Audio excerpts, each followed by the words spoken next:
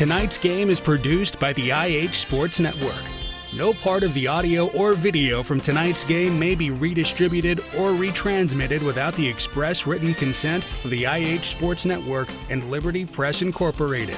The IH Sports Network's first commitment is to the student athletes of our community, their families, and their coaches. Find us online at ihsports.net.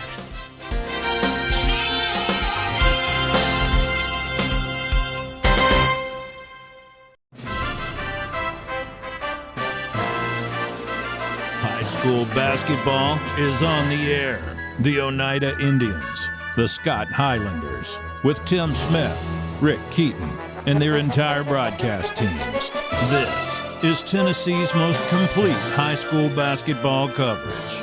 Sponsored by United Cumberland Bank, Scenic Foods, El Rey, Ray's Axe, South Fork Physical Therapy, Lumber King, Potter's Ace Hardware, Salvage LLC, and by title sponsor, First National Bank.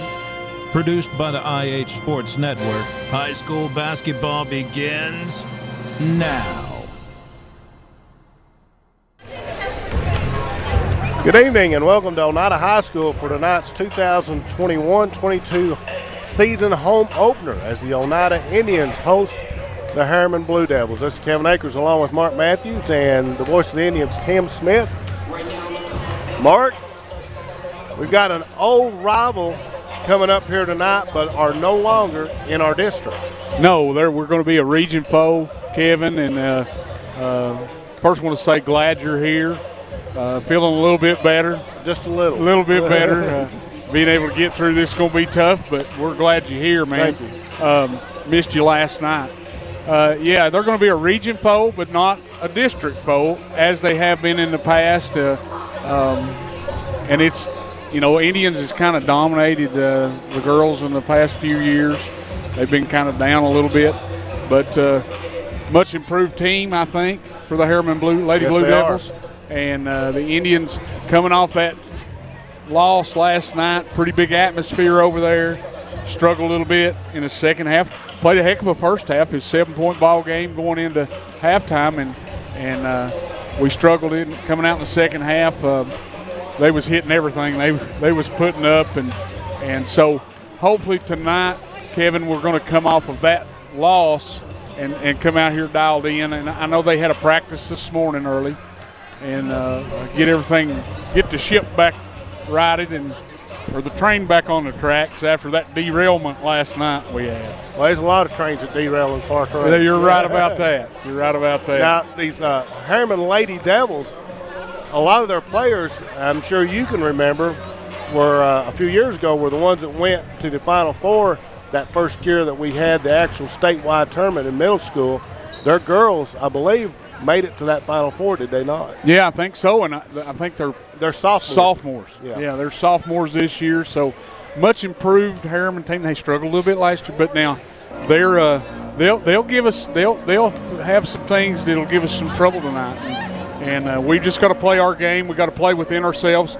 Everybody's got to know their role, and if we do that, we're going to get better and better, I think, every ball game. And once we play together some more, and you're talking about they're 1-3 on the season. Their win has come against Kingston, 48-43. They've had a couple of losses. Meigs County, 67-46, and Pickett County, 71-33. They average 42 a game, and their opponents average 60 a game. So that's what we got, Tim. They're a much improved, I believe, Harriman team that looking forward to trying to get back in the win column tonight. And Oneida will be a measuring stick for the Harriman Lady Blue Devils. Kind of a situation where kind of we look at Clark Range as a measuring stick for where we are right now. And so the first half went pretty good. The second half, not so good.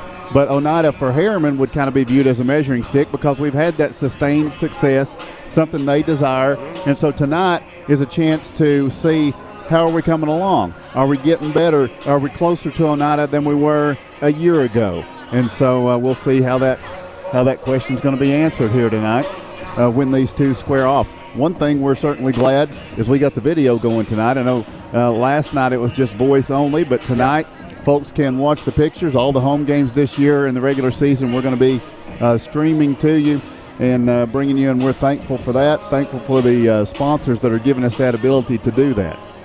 Yeah, they have, and glad to be bringing it to you. It's fantastic that we're able to do this thanks to Ben Garrett and all of these sponsors that's helped out with that. And it's not going to do anything but get better and better and better throughout the season. And luckily you don't have to just listen to what's spewing out of our mouths to try to keep up with the ball game. You can actually watch it. And disagree. Exactly. And see what's really happening. Now, also, this is the first home game, so it's a big night. The student section, I think it's pajama night. I don't know. You didn't wear your pajamas, Mark. I didn't know. But you're not a student, right? No. So, but I think that's what's happening. So we're just inside a minute. The pregame's getting ready to start. We're going to take a break for our sponsors. Starting lineups and opening tip coming up next. Home-style cooking with friendly service and a relaxed atmosphere. That's Razak's. Razak's offers breakfast served daily, just like Grandma fixed it, and daily specials like country fried steak, turkey and dressing, and of course, a fish fry every Friday. Razak's has a full menu, ranging from quick and easy favorites like hamburgers and club sandwiches to comfort foods like pinto beans. And you'll love something off the grill, like grade A cut sirloin, ribeye, or shrimp kebabs. That's Razak's on U.S. Highway 27 in Helenwood. Razak's. Country cooking and great steaks. Home improvement doesn't have to break the bank. At Salvage LLC, we have everything you need to finish your new home or to give a makeover to your existing home. From a full line of laminated and vinyl flooring to interior and exterior doors to crown molding and baseboards, start your next home project at Salvage LLC. Stop by and check out our model kitchen setup for ideas on how to take your kitchen from functional to stunning. Salvage LLC is located on Industrial Lane in Oneida. Open 8:30 a.m. until 5 p.m., Monday through Friday. Find us online at salvagellc.net. Life is about choices. When it comes to your internet service provider, you've got a choice. Telepage. Telepage is internet service provided by local people you know and trust. Different service plans are available, tailored to provide speeds that fit your everyday needs. Telepage now offers fiber internet in select areas, with plans starting as low as $45.41 per month. Speeds up to 1 gig are available. Call 423-569-8595 for more information. That's Telepage, located at 258 South Main Street in Oneida. Visit telepage.net. South Fork Physical Therapy is proud to support the Scott High Highlanders and the Oneida Indians. With offices in both Huntsville and Oneida, one of our 6 doctors of physical therapy are always close by. We regularly treat back and neck pain, general sprains and strains, vertigo or dizziness, TMJ disorders, as well as post-operative patients. We accept all insurances and flexible payment plans are available. At South Fork Physical Therapy, we strive to make your experience accessible, affordable, and enjoyable.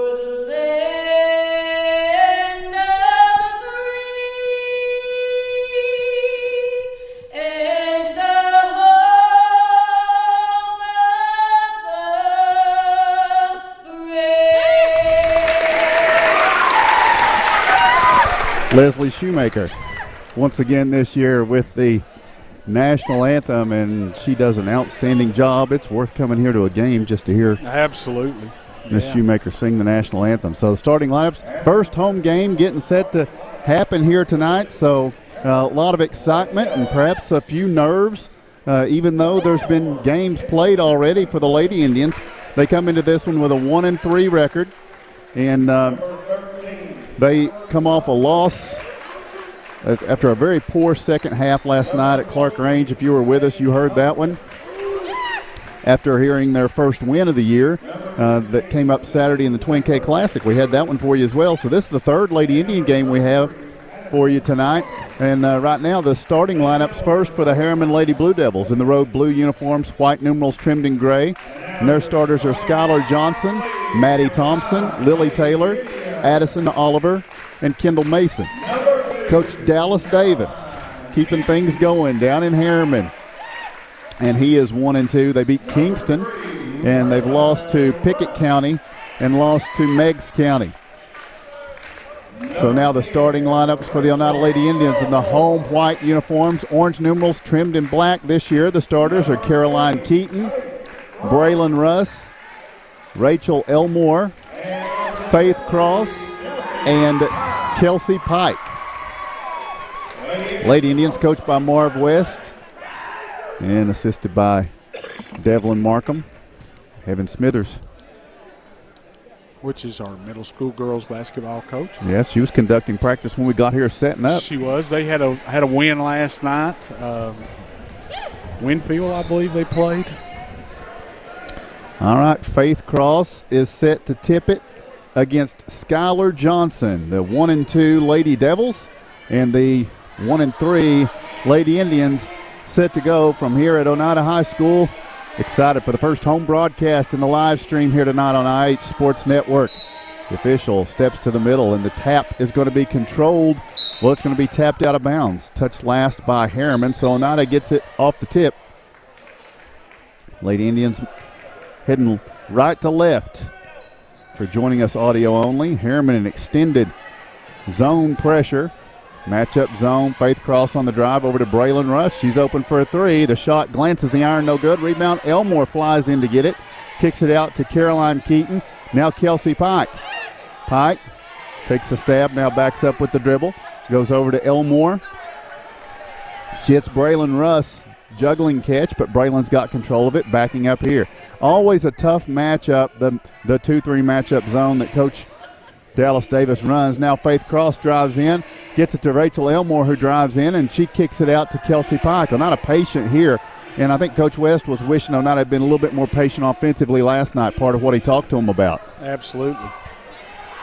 So we've got Caroline Keaton with the basketball here, and now top of the key, Braylon Russ. A minute of offense, just running it here, trying to find a shot. Kelsey Pike drives the paint all the way under the shot, no good. Rebound tipped, and is going to be controlled here by Skylar Johnson. In transition, she'll get it to Addison Oliver, who goes all the way down, attacks the paint, and draws the foul. Aggressive move by Addison Oliver, and it pays off. And the Lady Indians, Caroline Keaton will pick up her first, team's first, so Harriman looking to grab the first lead of this game. At the line for two, Addison Oliver. Very patient with the basketball on offense, Tim, and we've had a couple of open looks right there, and Kelsey Pike driving inside, not being able to finish on that basket, but had an open look at a three too. Oliver, first free throw good, second one rolls off the side of the rim, and now Kelsey Pike has it in transition. Stops top right of the key, now bouncing out more towards center court. She'll shade left as the offense sets in motion. Faith Cross on the left wing, puts down the dribble, into the paint, hooks the shot up there at Banks. Good. Faith Cross for two. Oneida has their first lead of the game, and the Lady Indians will pressure, and here's a loose basketball. Kelsey Pike's got it on the right wing, wants to attack, into the paint, little jump step, shot bounces around, no good. Rebound tipped out. Touch last, Braylon Russ. So Oneida will jump into the pressure once again here. Inbounds for Harriman. Skylar Johnson lobbing it ahead. Addison Oliver, will she attack? She did last time. This time Oneida rallies to trap her. Bounce feed goes to Skylar Johnson, and she double dribbles. Faith Cross applying the pressure. Yeah, Faith come over and picked her up down on the post and made her turn the ball over. Good job on defense by the Lady Indians. 6:10 in the first quarter. Oneida leads 2-1. They have the basketball. Faith Cross on the drive. Past a couple of defenders. Is this good? We'll wait. Faith was fouled. They count the bucket, which gives Oneida a 4-1 lead. The foul will be on Kendall Mason. That is her first, and now Faith Cross will go to the line for a free throw here. Good strong move right there by Faith. Cross's shot is good. She's got 5. Faith gives Oneida a 4-point lead. Back the other way. Addison Oliver puts the shot up, no good. Rebound tip, kept alive by Faith Cross. And then Elmore comes up with it, goes to Keaton. Down court, she finds Cross, who looks in at Pike, backing down, banking the shot in. Good. Kelsey Pike, her first 2 of the game. And Oneida's off to a 7-1 start. After Harriman picked up the first point in the game, Oneida's pressure has led to 7, and now dribbling through pressure, Skylar Johnson turns it over. Caroline Keaton, a 3-on-1 break. Keaton, bounce feed, Braylon Russ, shot blocked away. Then on the rebound, it's tapped out, touched last. It's going to be Kendall Mason touched it last for Harriman. Got a little bit too far under the goal that time, but good job, good transition basketball by the Lady Indians. Kelsey Pike will bring it into Faith Cross, and now Caroline Keaton around to Kelsey Pike on the right wing.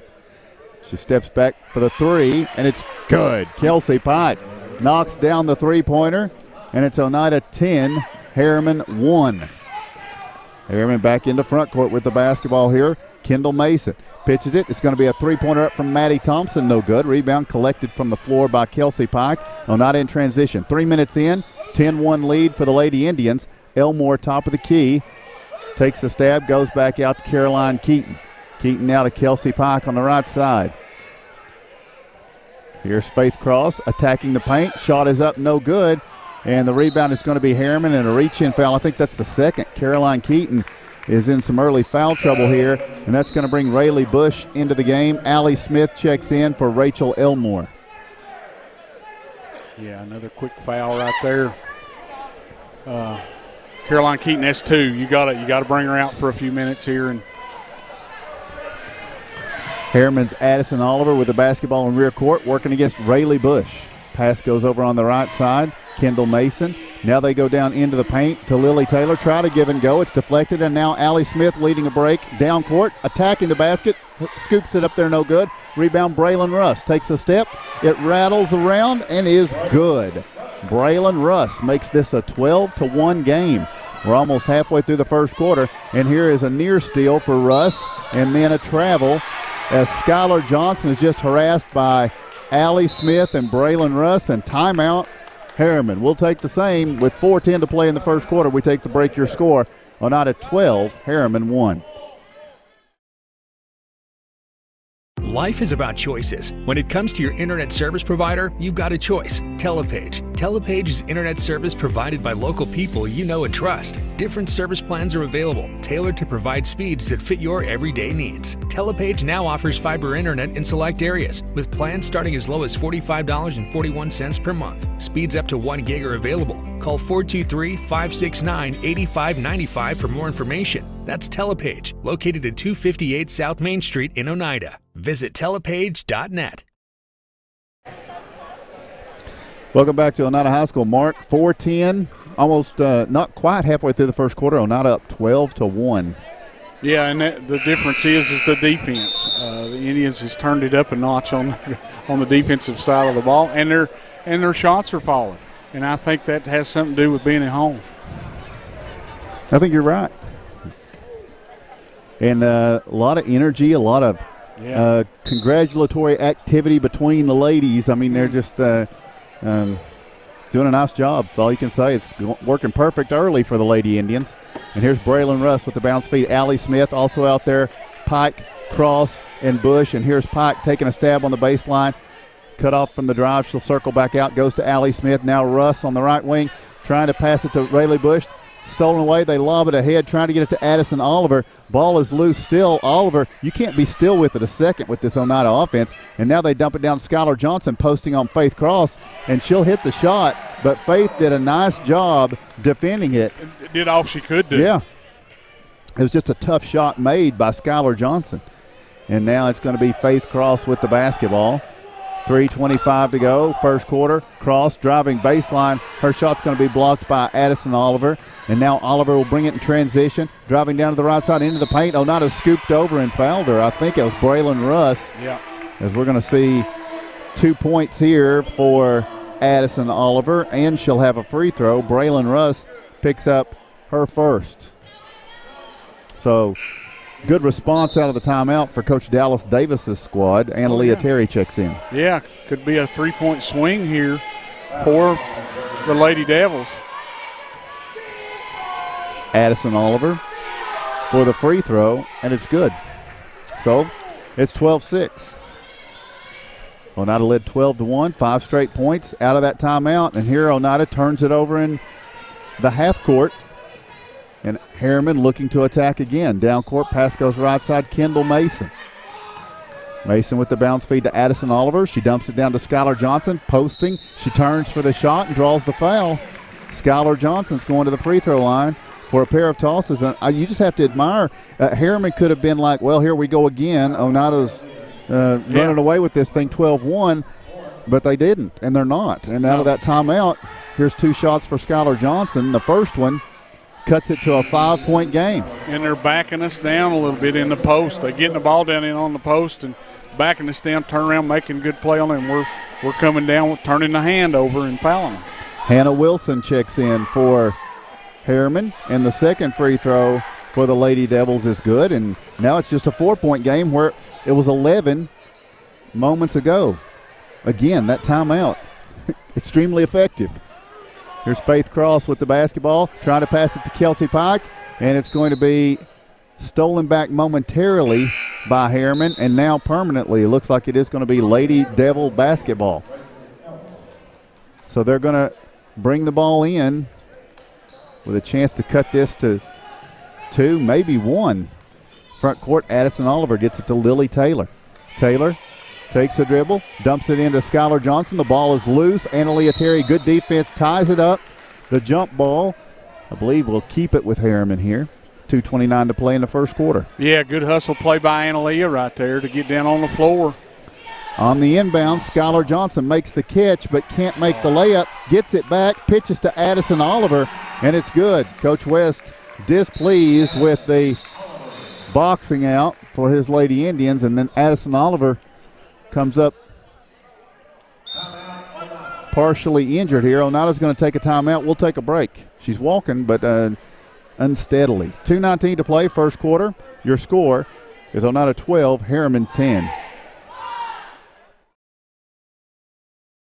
Scenic Foods is about freshness, with meat cut in-store daily and special cut upon request. A deli that offers fresh meats and cheeses sliced to your choosing. A produce department offering fresh fruits and vegetables, and of course a full line of competitively priced groceries to meet your weekly shopping needs. Scenic Foods is about value and convenience. Don't have time to cook supper? Try our cheese sticks, pizza, and wings, as well as our fresh-made desserts and side dishes. Need to fill an empty pantry? We have all you need at Scenic Foods, located at 7352 Baker Highway in Huntsville. Out of the Oneida timeout, Lady Indians with the basketball. It's Rachel Elmore, Analia Terry, Allie Smith, Grace Shoemaker, and Kelsey Pike. 12-10, Oneida leads by 2, and a nice take here on the drive by Analia Terry. Makes it 14-10. It's our first points of the game. Down court, Harriman turns it over, harassed by the Lady Indians. Erilyn Humphrey turns it over. Good job. Coach Davis turns around, looks at his crowd because he felt like there was a foul and can't believe one wasn't called. And here's Rachel Elmore on the drive. Shot off the right side of the backboard, won't go. Harriman comes up with the rebound. Hannah Wilson back into front court. And the pass is to Erilyn Humphrey again, guarded by Grace Shoemaker. And then we're going to have a foul on Allie Smith out top as she was working to separate Maddie Thompson from the basketball. Allie's first, team fifth. Yeah, just working hard. You know, try to get that steal out. Allie comes up and tries to make a play, and they call her for a foul. Harriman gets it into Skylar Johnson. As she's getting a good angle to the baseline, Kelsey Pike trying to impede her, picks up Oneida's 6th team foul, Pike's first. 6 fouls on Oneida, 1 on Harriman. The inbounds is deflected here by Analia Terry. Getting those hands in the passing lane again. Kelsey Pike comes up with a loose basketball. Oneida leads 14-10. Pike takes it to the baseline, banks it off the glass good. Pike with 7. Oneida leads 16-10. Minute 20 to go first quarter. Lily Taylor in rear court lobs it down ahead for Hannah Wilson, guarded by Elmore, picks up the dribble, bounce feed Johnson, poked away by Kelsey Pike, and now Elmore in transition, driving all the way down right side, puts the shot up, no good. Rebound, Grace Shoemaker fighting for it, tried to clear it away to Allie Smith and did. Allie gets it to Kelsey Pike, thought about the 3, steps back. A minute to go, first quarter. Oneida 16, Harriman 10. In this first quarter ticking down, Kelsey Pike gets a double high post screen, plays right off it. Deep 3 is going to be short. Rebound falls to the floor. Allie Smith is able to collect it. And then perhaps a foul here against Harriman. It will be Maddie Thompson with 1. 2 for the team. And here comes Braylon Russ. Oneida by 6, 45 seconds to play first quarter. Yeah, Kels took that one about 3 feet behind the three-point line. Grace Shoemaker to work the ball inbounds. Gets it into Kelsey Pike in the left corner. Pike is going to dribble back out high. 40 seconds to play here in the first. And now Grace Shoemaker with the basketball back to Pike. Got an open look in the right side for three. Good. Kelsey Pike knocks down the three-pointer. She's got 10 first quarter points, and Oneida expanding back out to a 9-point lead. Here with the basketball, Harriman against the pressure. Down court, they get it to Lily Taylor. Taylor hits the cutting Skylar Johnson. The paint shot won't go. Backside rebound is going to be Harriman's Maddie Thompson. She clears it back out, and somebody blew a tire. Lost shoe. Oneida comes up with a steal. Braylon Russ to Kelsey Pike. Down court shot, good. And she draws a foul. Pike now with 12 first quarter points.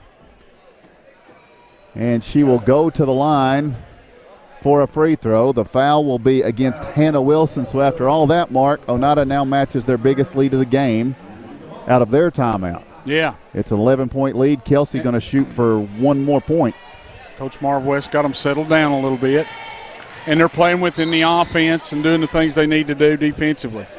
13 first quarter points for Kelsey Pike. 6.9 seconds here in the first quarter. Oneida by 12. And it will be Harriman bringing it inbounds. 5 seconds. Skylar Johnson up the left side, midcourt. And Lily Taylor fires a three that is going to be no good. And that's the end of the first quarter. We'll take a break, telling you the score at the end of one. It is Oneida 22, Harriman 10. Scenic Foods is about freshness, with meat cut in-store daily and special cut upon request. A deli that offers fresh meats and cheeses sliced to your choosing. A produce department offering fresh fruits and vegetables, and of course a full line of competitively priced groceries to meet your weekly shopping needs. Scenic Foods is about value and convenience. Don't have time to cook supper? Try our cheese sticks, pizza, and wings, as well as our fresh-made desserts and side dishes. Need to fill an empty pantry? We have all you need at Scenic Foods, located at 7352 Baker Highway in Huntsville. Home improvement doesn't have to break the bank. At Salvage LLC, we have everything you need to finish your new home or to give a makeover to your existing home. From a full line of laminated and vinyl flooring to interior and exterior doors to crown molding and baseboards, start your next home project at Salvage LLC. Stop by and check out our model kitchen setup for ideas on how to take your kitchen from functional to stunning. Salvage LLC is located on Industrial Lane in Oneida. Open 8:30 a.m. until 5 p.m., Monday through Friday. Find us online at salvagellc.net. Welcome back to Oneida High School, and Wartburg takes out of the second quarter break. Wartburg tacks on. I'm sorry, Harriman. I'm sorry, it's Dallas Davis. It's his fault. Okay, yeah, it's his fault. It was a Wartburg too many years for me to do this. Yeah. Harriman takes a timeout. Interesting, Mark. I've never seen this. I've not either. Now, that's what I was wondering. He took a timeout. Yeah, I mean, he wasn't done.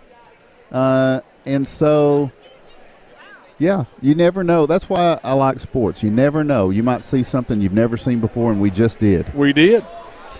The Lady Blue Devils got down 12-1.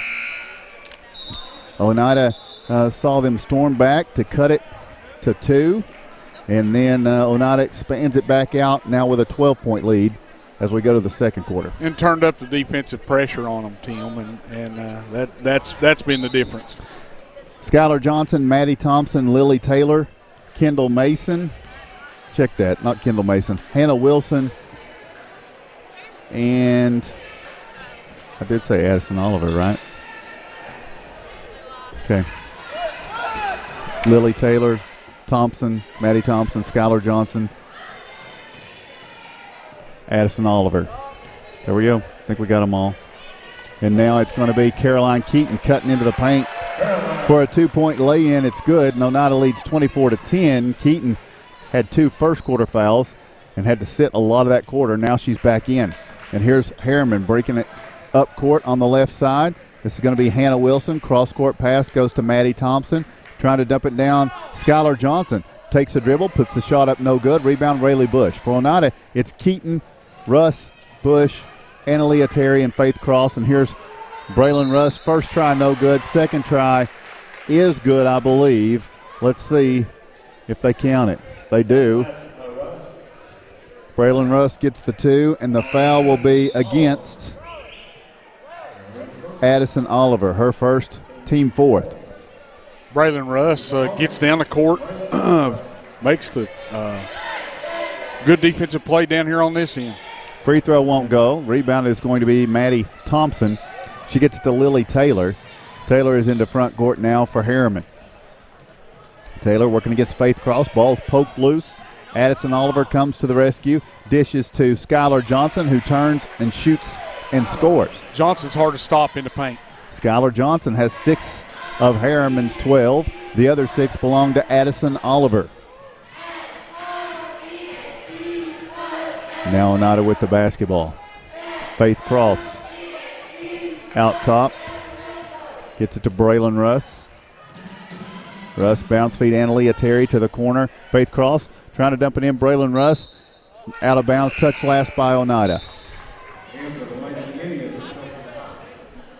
Trying good ball movement. Good ball movement. A little bit high pass down inside there, and we just turned the ball over. So now the inbounds is going to be to Addison Oliver. Oliver down court. Banks the shot off the glass, no good. Rebound, Rayleigh Bush loses the handle on it. Pike goes to the floor to battle for it, and it's going to be a jump ball. Possession arrow will keep it with Harriman.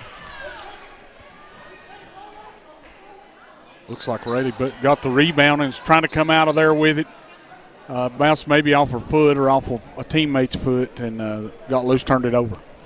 So now the inbounds will be to Addison Oliver. 6 minutes to go in the first half, and we're going to have a foul. Faith Cross. Going to be against the Lady Indians. Faith Cross picks up her first, and this is going to put Lily Taylor at the free throw line for the front end of a 1-and-1. Just aggressive defense right there by Faith. The free throw on the way from Taylor is no good, but there was a lane violation, so she'll get another shot at it. Yeah, I believe maybe Faith got into the lane just a little too quick, leaning in there, just trying to get a rebound. So here's the second attempt at the front end of the 1-and-1 from Lily Taylor, and she knocks this one down. Makes it a 26-13 game. She'll have a second free throw coming up here. This one on the way from Taylor, and she makes it hurt. Harriman now from the line, 6 of 7. Back the other way, Kelsey Pike. A deep 3. Good. Pike with 15, and Oneida leads 29-14. Skylar Johnson into front court for the Lady Devils. Johnson hits a cutting Addison Oliver, who lays it off the glass. Good. That was a nice cut, nice pass. Yep, little backdoor cut into the lane, man. Oliver with 8, back the other way. It's going to be Faith Cross with the basketball. Oneida by 13, 29-16. Cross works out top, looks over to Caroline Keaton to the left corner. Braylon Russ wide open. The 3. Good. Braylon Russ knocks down the three-pointer. Oneida leads 32-16. Addison Oliver into front court. Kendall Mason back to Oliver on the give and go, and it's probably going to be the third foul here on Caroline Keaton. Yeah, Caroline just hustling back down the court, trying to stop a play there in the paint, and picks up her third foul. That's tough. Oliver's going to have a pair of free throws now here for Harriman in a 32-16 game. First free throw from Oliver. Rattles, but no good. Here comes Allie Smith and Rachel Elmore. Rayleigh Bush and Caroline Keaton will exit.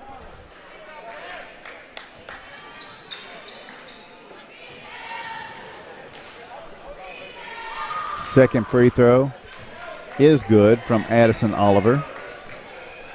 That puts us at 32-17 with 5 minutes to play in the first half. Kelsey Pike with the basketball. Pass goes to the right corner, Allie Smith. She's going to be fouled. Kind of a hand check foul here, I think, for Kendall Mason. And for Mason, that will be her second, team's 5th. Allie Smith brings it inside front court to Rachel Elmore.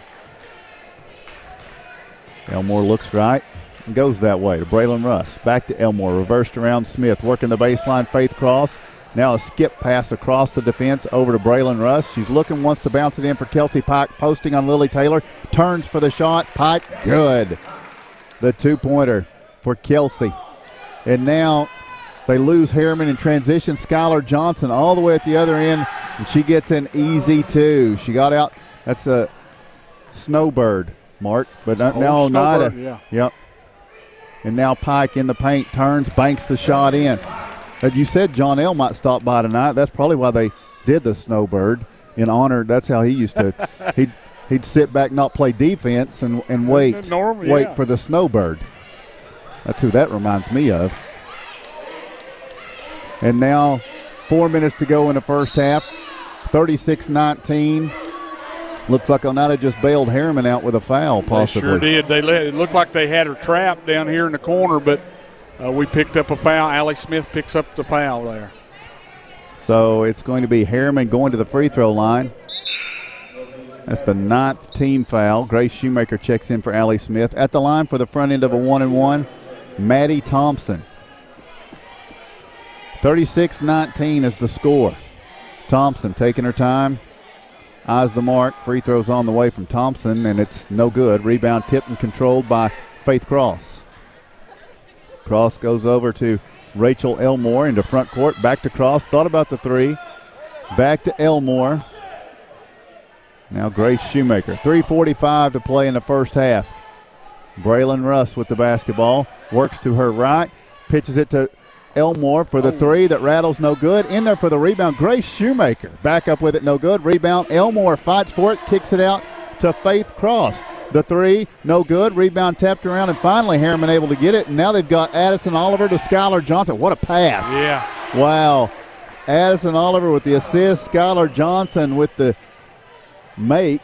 And it's back to a 15-point game, but those two very impressive. All the Harriman ladies very impressive. They've come a long way.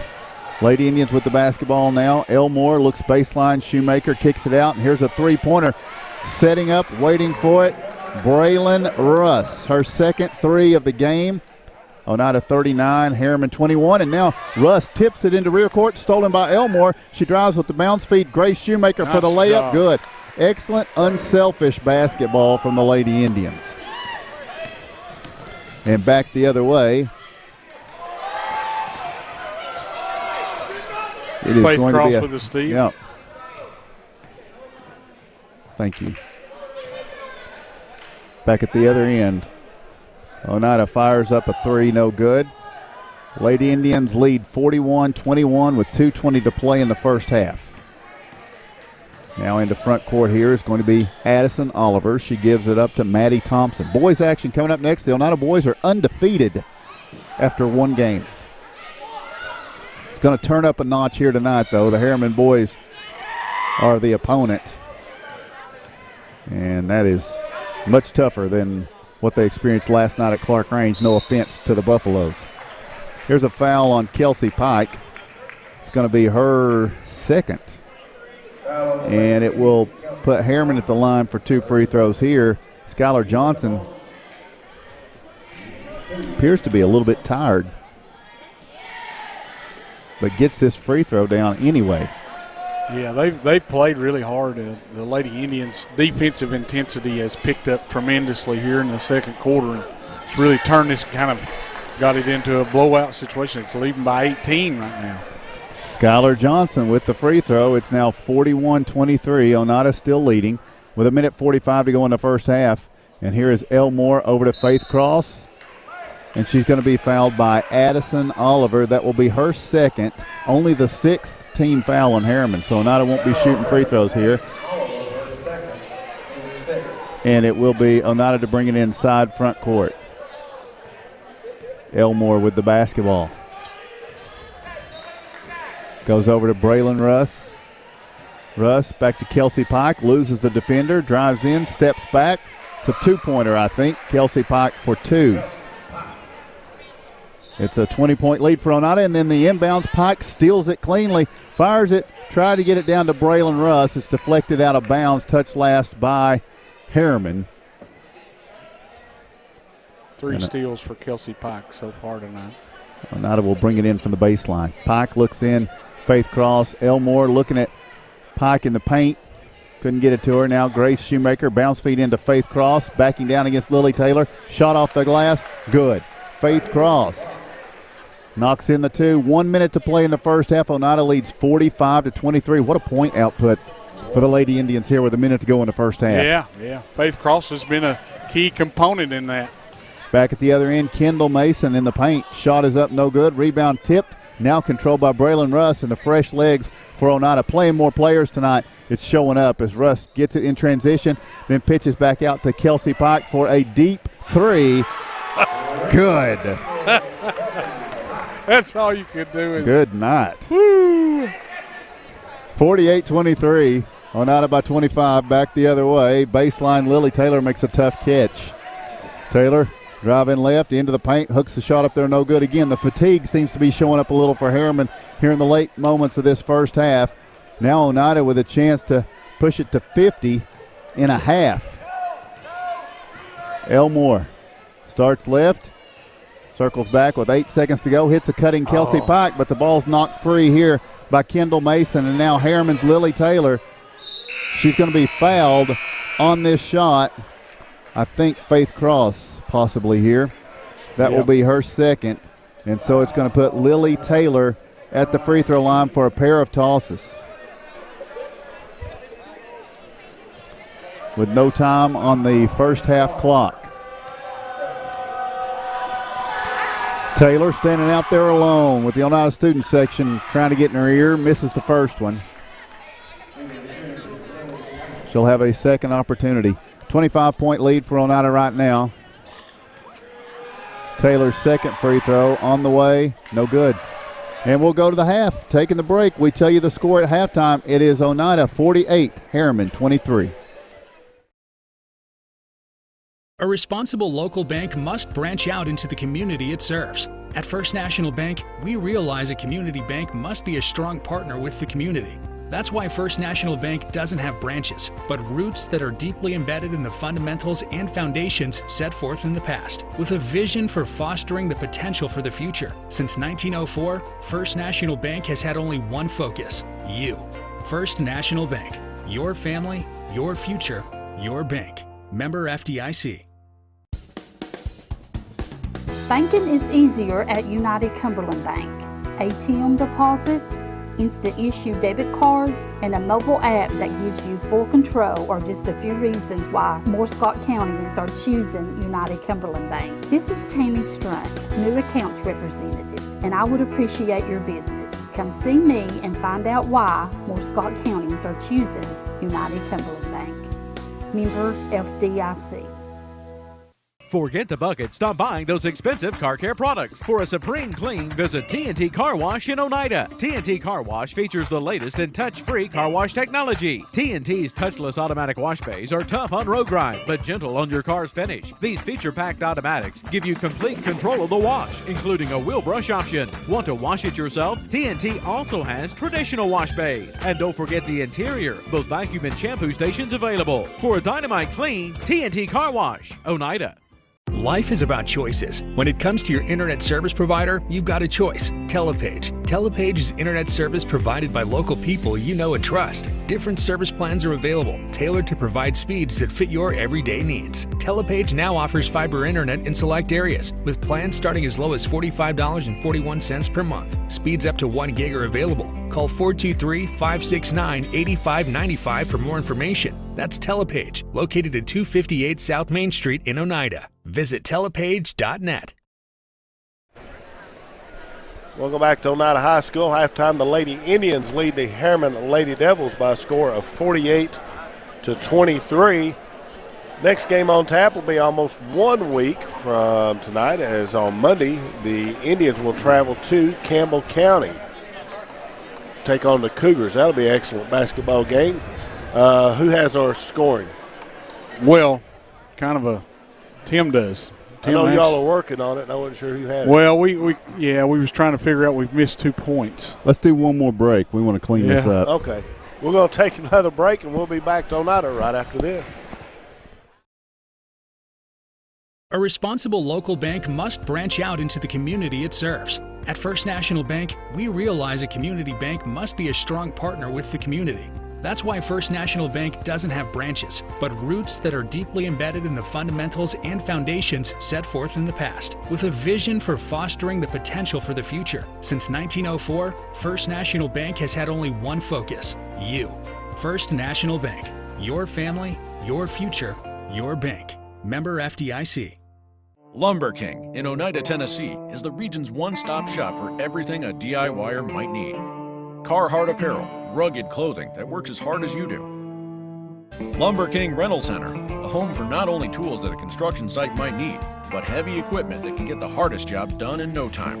Here at Lumber King, we carry all of the essentials. Let us be your #1 source for everything construction.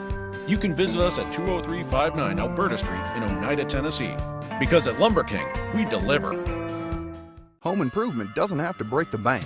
At Salvage LLC, we have everything you need to finish your new home or to give a makeover to your existing home. From a full line of laminated and vinyl flooring to interior and exterior doors to crown molding and baseboards, start your next home project at Salvage LLC. Stop by and check out our model kitchen setup for ideas on how to take your kitchen from functional to stunning. Salvage LLC is located on Industrial Lane in Oneida. Open 8:30 a.m. until 5 p.m., Monday through Friday.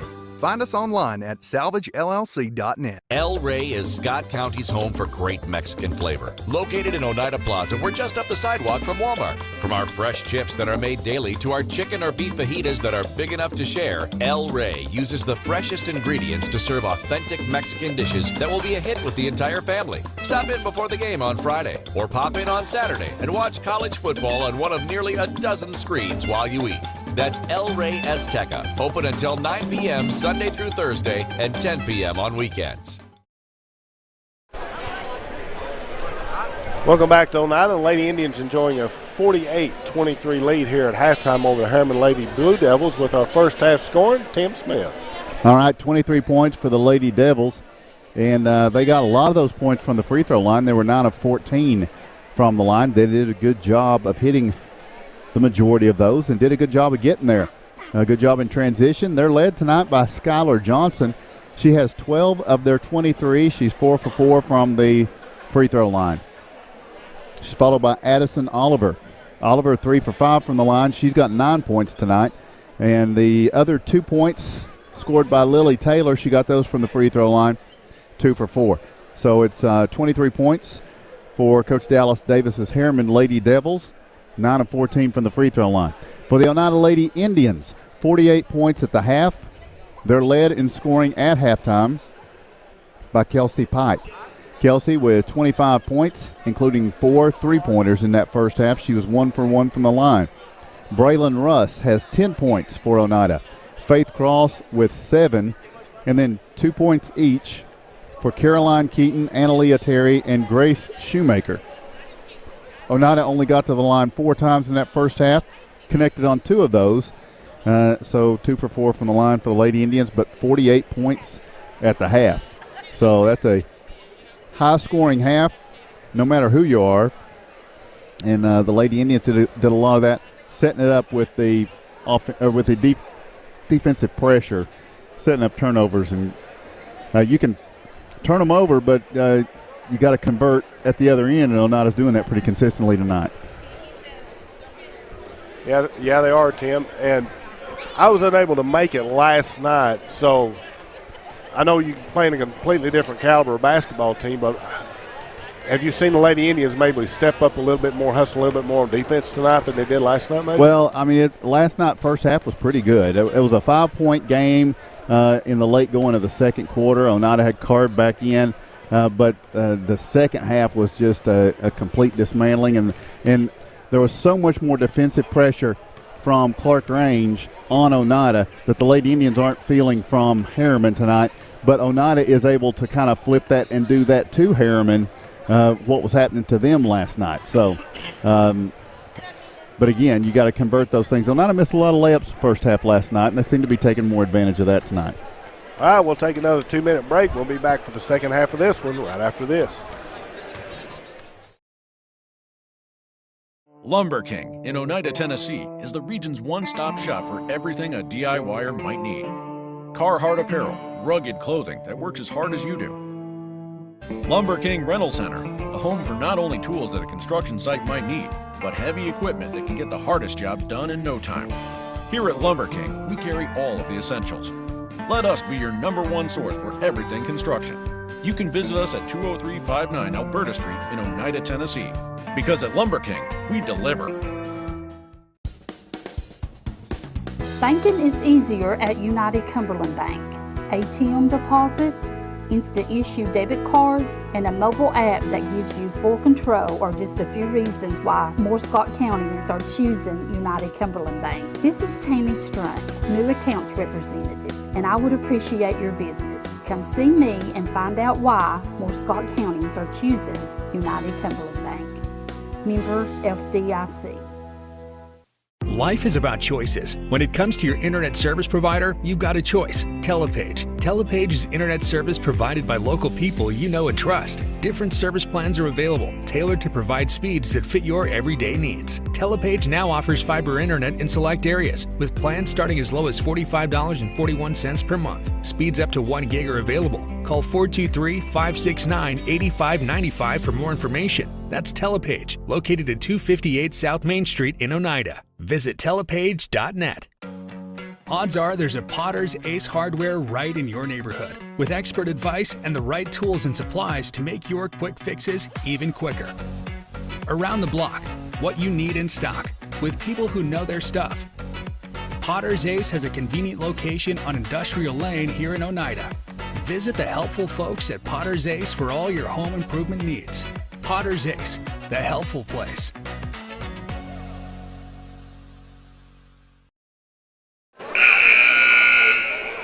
Welcome back for the start of the second half. The Lady Indians leading this one 48-23 over the Harriman Lady Devils. Enjoying our first pictures here at home from the IHN Sports Network. And now we're underway. All right. With the Voice of the Indians, Tim Smith. Thank you, Kevin. For the Lady Devils, they come out of the locker room down 25, and here now they're down 27 as Faith Cross knocks down a two-pointer for the Lady Indians. Faith now has 7. Back the other way, Addison Oliver under duress fires the pass over, and that pressure from the Lady Indians turning Harriman over here again. 9 for Faith, I believe. Isn't that? You're right. Yeah. 9. Yep. So here's Oneida with the basketball. So it's Addison Oliver, Maddie Thompson, Skylar Johnson, Lily Taylor, and Kendall Mason out there for Harriman. Here's Kelsey Pike for 3, picking up where she left off in that first half. Pike now has 28. So it's Pike, Keaton, Elmore, Russ, and Cross. And Cross knocks it away from Lily Taylor, but she's going to be called for her 3rd foul here. Yeah. Yeah, just aggressive play by Faith on defense. She's just working hard on defense. She's picked up 3 fouls, but we can handle that. So down to the baseline, Skylar Johnson in a 53-23 game. Now Lily Taylor with it in the deep right corner. Hits the cutter, Addison Oliver, and was she fouled would be the question. Yeah. Caroline there you go. Caroline Keaton having trouble staying on the floor tonight. It's kind of like what happened to Ryland last night in that boys game. Seems like if you're in the area, you're going to get that whistle tonight if you're Caroline. So now Lily Taylor brings it in. Addison Oliver has it knocked away out of bounds. Oneida by 30. 53-23 is the score. Shea Shannon's Harriman Blue Devils coming up against the Oneida Indians next. Here on the inbounds, it is going to be a shot from Kendall Mason, no good, but she is fouled by Kelsey Pike. And I'm sorry, it's not Kelsey Pike. Oh, yeah? It's on Rayleigh Bush. Rayleigh Bush is, okay. Yep, she just stepped out there. All right. Let's see. Oneida wants a timeout. We'll take the same. With 6:51 to play in the third quarter, your score, it's Oneida 53, Harriman 23. Home-style cooking with friendly service and a relaxed atmosphere. That's Razak's. Razak's offers breakfast served daily, just like Grandma fixed it, and daily specials like country fried steak, turkey and dressing, and of course, a fish fry every Friday. Razak's has a full menu, ranging from quick and easy favorites like hamburgers and club sandwiches to comfort foods like pinto beans. And you'll love something off the grill, like grade A cut sirloin, ribeye, or shrimp kebabs. That's Razak's on US Highway 27 in Helenwood. Razak's, country cooking and great steaks. With 10. Welcome back. The Lady Devils at the free throw line for the first of two. Kendall Mason, that's her first points in the game, and it's first points of the second half for Harriman. Makes it 53-24. The second toss from Mason is good. So Harriman, they're 11 of 16 from the free throw line tonight. Taking advantage of those opportunities pretty well. Now Oneida back the other way. Elmore gets it to Braylon Russ. Russ with the bounce feed to Kelsey Pike.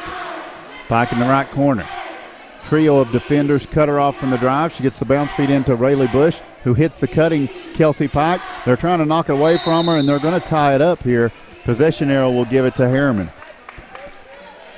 Turnover by Oneida. You know, they got Kelsey the ball down in the paint, but too many defenders right there in one space, all slapping at the ball. Here's Skylar Johnson bringing it forward for Harriman. Pass goes to Lily Taylor. Taylor with the skip pass back out to Kendall Mason for three. Shot won't go. Rebound is going to be Kelsey Pike. Now Pike in transition down the right side. Pulls up at the elbow for the two-point jumper. Good. She's feeling it tonight.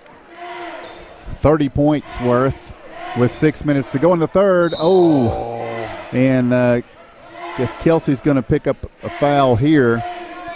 It's a hustle foul. She was going for that loose basketball. Just a tick late on it. That's her third foul. Here comes Allie Smith for Kelsey. Inbounds is going to be Addison Oliver, and she's going to break down court, lobs it over for Lily Taylor, and Taylor. Good catch and score right there. Absolutely. Taylor with a tough two for Harriman. It's 55-27. Back at the other end, Kendall Mason comes up with a steal. And Harriman brings it the other way, and Addison Oliver takes it to the basket and draws a foul. Let's see, the foul is going to be against Allie Smith. Allie Smith, that's her third. Addison Oliver will have a pair of free throws here for Harriman. First one is on the way, and it is off the mark. I think she's a little winded. Yeah, they don't have a whole lot of rotation. That's right. They don't have a whole lot of bench, so starting to show here. Yeah, they're having to keep their starting five pretty much on the floor. They may have one other girl that plays. And the next free throw rims out, no good. On the rebound, Faith Cross has it, and she's bringing it down in transition. Stops, and she's going to be called for the travel. Yeah, she's seen somebody flash, Allie Smith flash open there, and Faith was going to pass the ball. Harriman cut in front of it. That's why she didn't turn over. Oneida timeout. 5:35 to play third quarter. Your score, it's Oneida 55, Harriman 27. Lumber King in Oneida, Tennessee is the region's one-stop shop for everything a DIYer might need. Carhartt apparel, rugged clothing that works as hard as you do. Lumber King Rental Center, a home for not only tools that a construction site might need, but heavy equipment that can get the hardest jobs done in no time. Here at Lumber King, we carry all of the essentials. Let us be your #1 source for everything construction. You can visit us at 20359 Alberta Street in Oneida, Tennessee. Because at Lumber King, we deliver.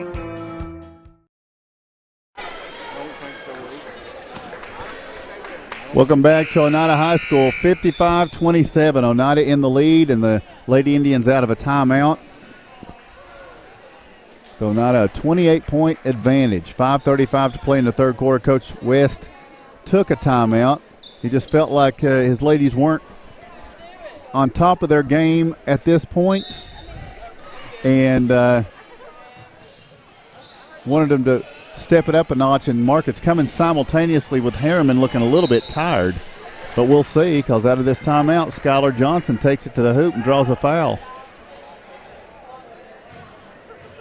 It's going to be against Oneida's Analia Terry. It'll be her second. Yeah, and they come right at us. They come right at us and pick up the foul on the foul line again. They haven't sink that one. They missed their last couple, but they're cutting into the lead a little bit. Give Skylar Johnson 13 points on the night. Second free throw from Johnson is on the way, and it is good. So it's 55-29. Oneida back the other way. Rayleigh Bush at the point to Analia Terry. Left corner, Allie Smith. The three sails a little bit long. Rebound's going to be pulled in here by Kendall Mason. Mason will race up the right side. Pass goes over. And now to the baseline for Brittany Merrill. And Merrill trying to give it up to Addison Oliver. It's poked out of bounds by Oneida. Yeah, good trap over there. Luckily for Harriman, they was able to Oneida knocked it out of bounds, but the Lady Indians, good defense. Maddie Thompson and Hannah Wilson come in. Merrill exits here. Skylar Johnson to work it inbounds. Gets it into Addison Oliver, back to Johnson, and then she's going to pick up a foul. Yeah. She's going to be fouled is what I meant. Skylar Johnson's going to the line for 2 free throws. Yeah, Johnson's tough down in the paint. They try to feed her the basketball down there. She's hard to stop. Goes up for the shot. Just wasn't able to finish, but she's going to get 2 shots here. 5:02 to play, third quarter. Skylar Johnson's first free throw is no good.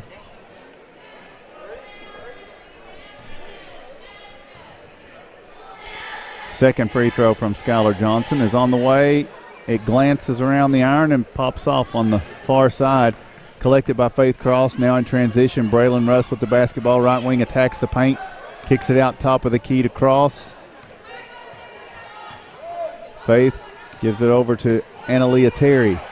Now it's going to be Rayleigh Bush for 3. The shot bounces gently off the iron, no good, and back the other way. Here comes Addison Oliver. Ball poked away by Cross in transition. Now Lily Taylor. Pass over to Skylar Johnson. Hits the cutter. That's Oliver. Oh, that was pretty. The lay-in is good for Addison Oliver. That's her first points of the second half. Points 10 and 11 on the night. It's now a 24-point game. Oneida leading comfortably. And here is Rayleigh Bush back out to Allie Smith. Back over in the right corner. Bush now gets the pass from Faith Cross. Banks it off the glass. Good. That's her first points of the game. Halfway through the third quarter, it is 57-31. Oneida in the lead. Harriman into front court. Hannah Wilson stops the dribble, trying to go back to Lily Taylor, and the pass is going to go out of bounds in rear court. It will be Oneida basketball as Grace Shoemaker and Kelsey Pike return to the floor for Faith Cross and Braylon Russ. Timeout Harriman. We'll take the same. 3:49 to play, third quarter. Your score, it's Oneida 57, Harriman 31. Odds are there's a Potter's Ace Hardware right in your neighborhood, with expert advice and the right tools and supplies to make your quick fixes even quicker. Around the block, what you need in stock, with people who know their stuff. Potter's Ace has a convenient location on Industrial Lane here in Oneida. Visit the helpful folks at Potter's Ace for all your home improvement needs. Potter's Ace, the helpful place.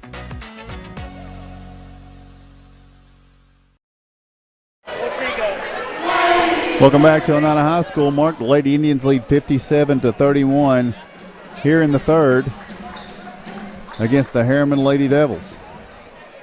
Yeah, they've turned up the defensive intensity in the second half and really in the second quarter, Tim, and it's been all Indians since. They just don't have the bench, I don't think, to compete with us. Out of a Harriman timeout, Oneida with the basketball. Allie Smith works top of the key, goes to the corner. Analia Terry, the three, going to be short. Rebound falls to the floor. Terry is there to clean it up, and as she goes back up with it, she's rewarded for the hustle as she is fouled.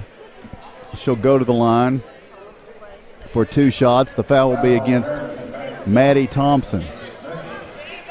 So Analia. Now this is only, Mark, the 5th and 6th free throws of the night for Oneida.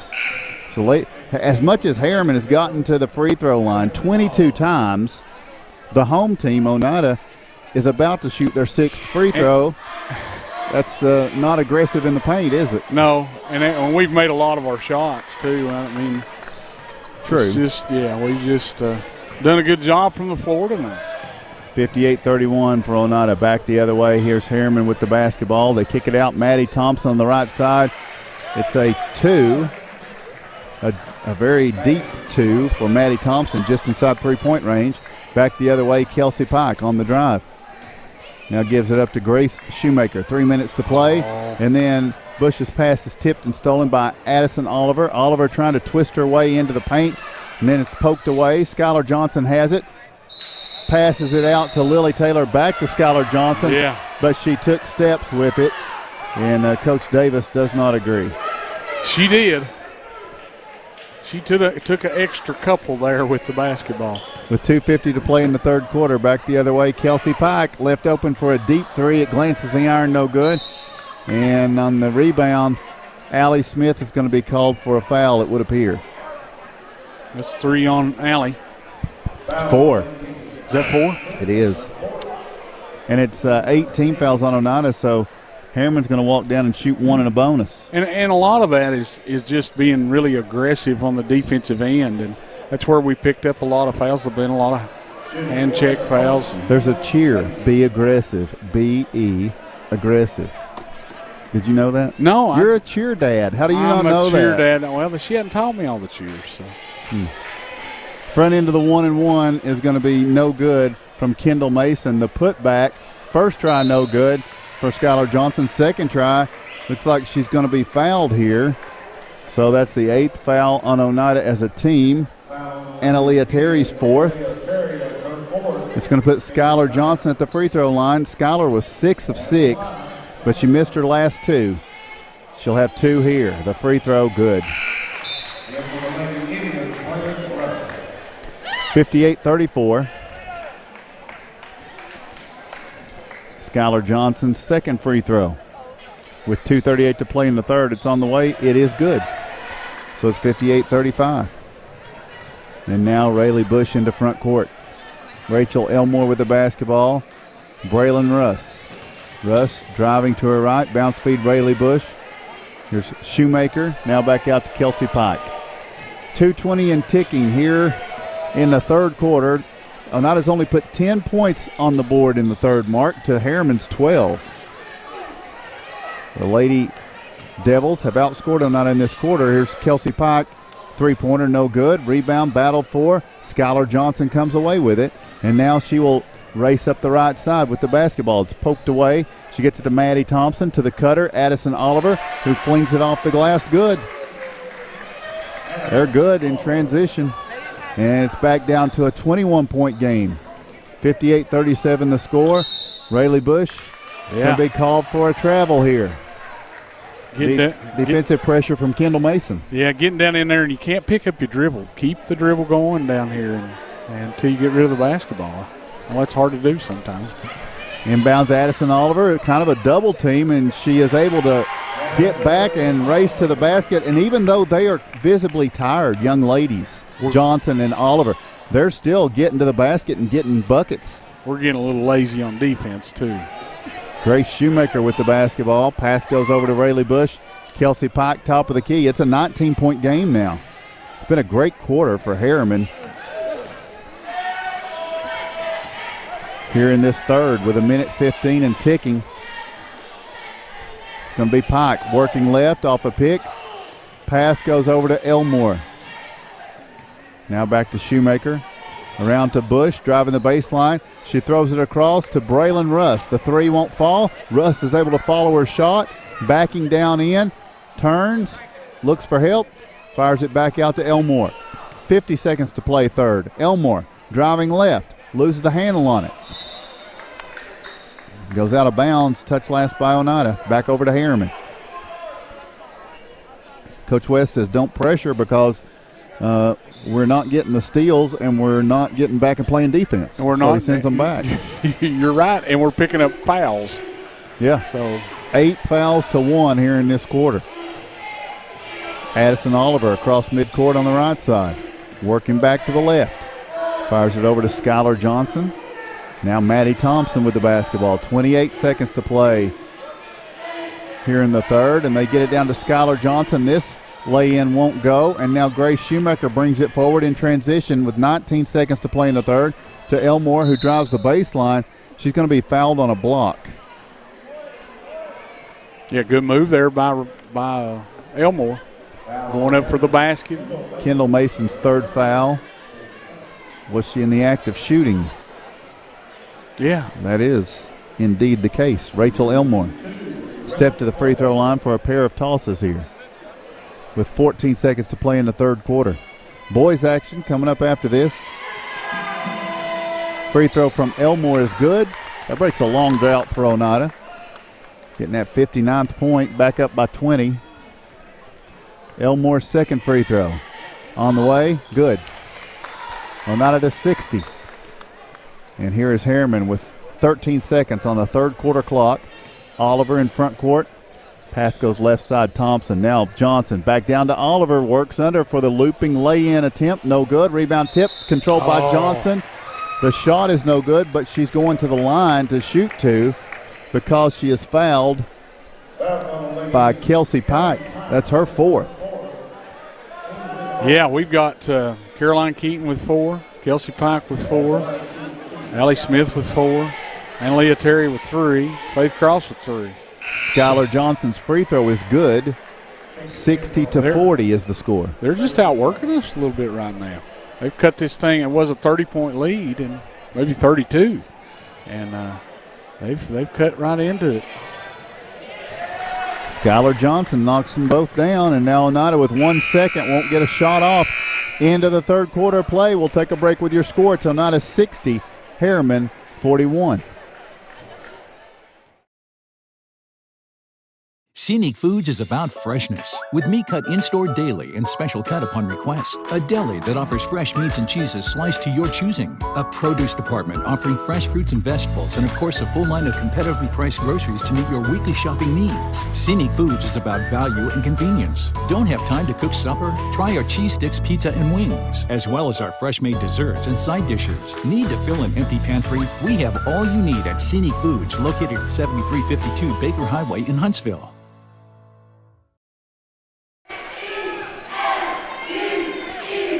Welcome back to Oneida High School. 1 quarter remains. You see there the score. Lady Indians in the lead 60-41. But Harriman had 23 third quarter points. They had 23 points in the whole first half. Yeah. And they matched that in the third quarter. Oneida, conversely, with 12 third quarter points. Yeah, a little bit lazy there in the third quarter defense. We just didn't play with that same intensity.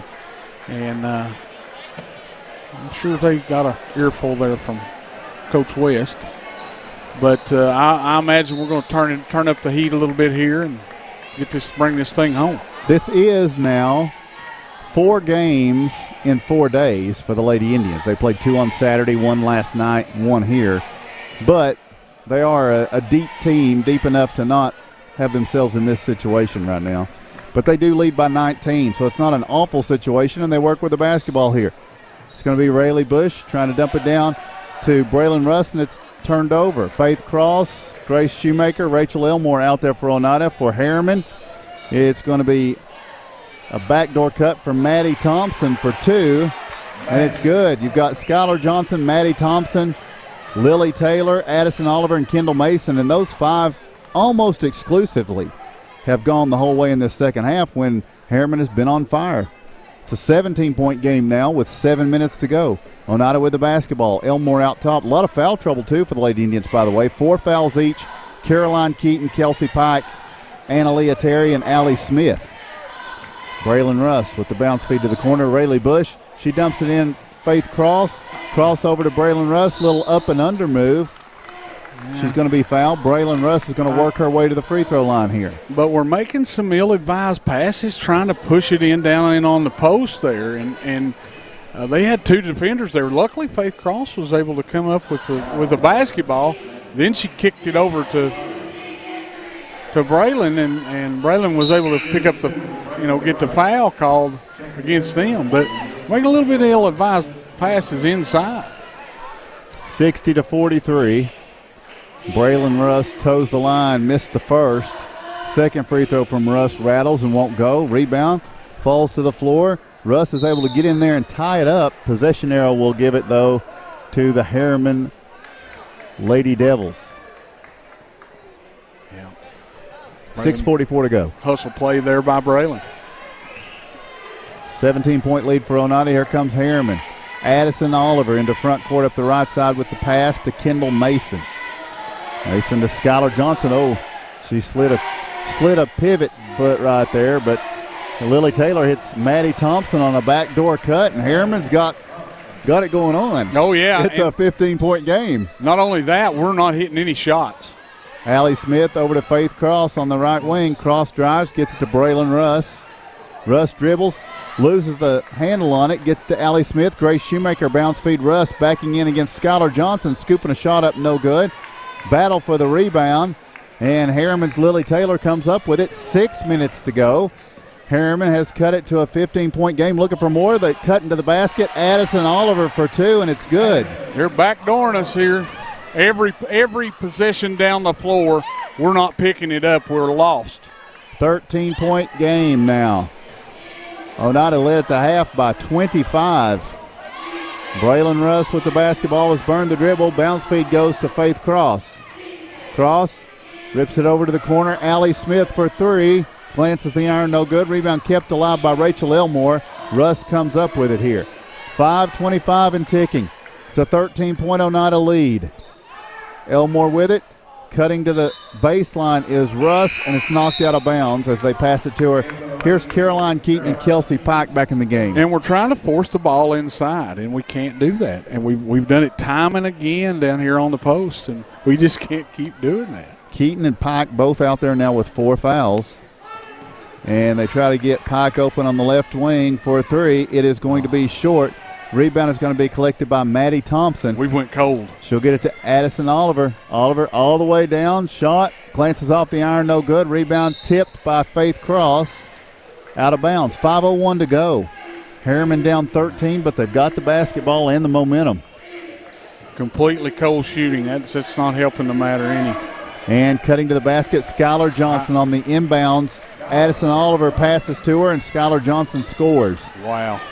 She's got 20 on the night. Back the other way, Faith Cross. Yeah. Going to be called for a travel, and Oneida's going to take a timeout. We'll take the same. With 4:52 to play in the game, your score, it's Oneida 60, Harriman 49.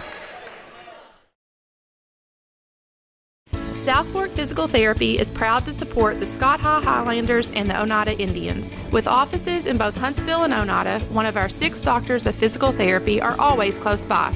We regularly treat back and neck pain, general sprains and strains, vertigo or dizziness, TMJ disorders, as well as post-operative patients. We accept all insurances and flexible payment plans are available.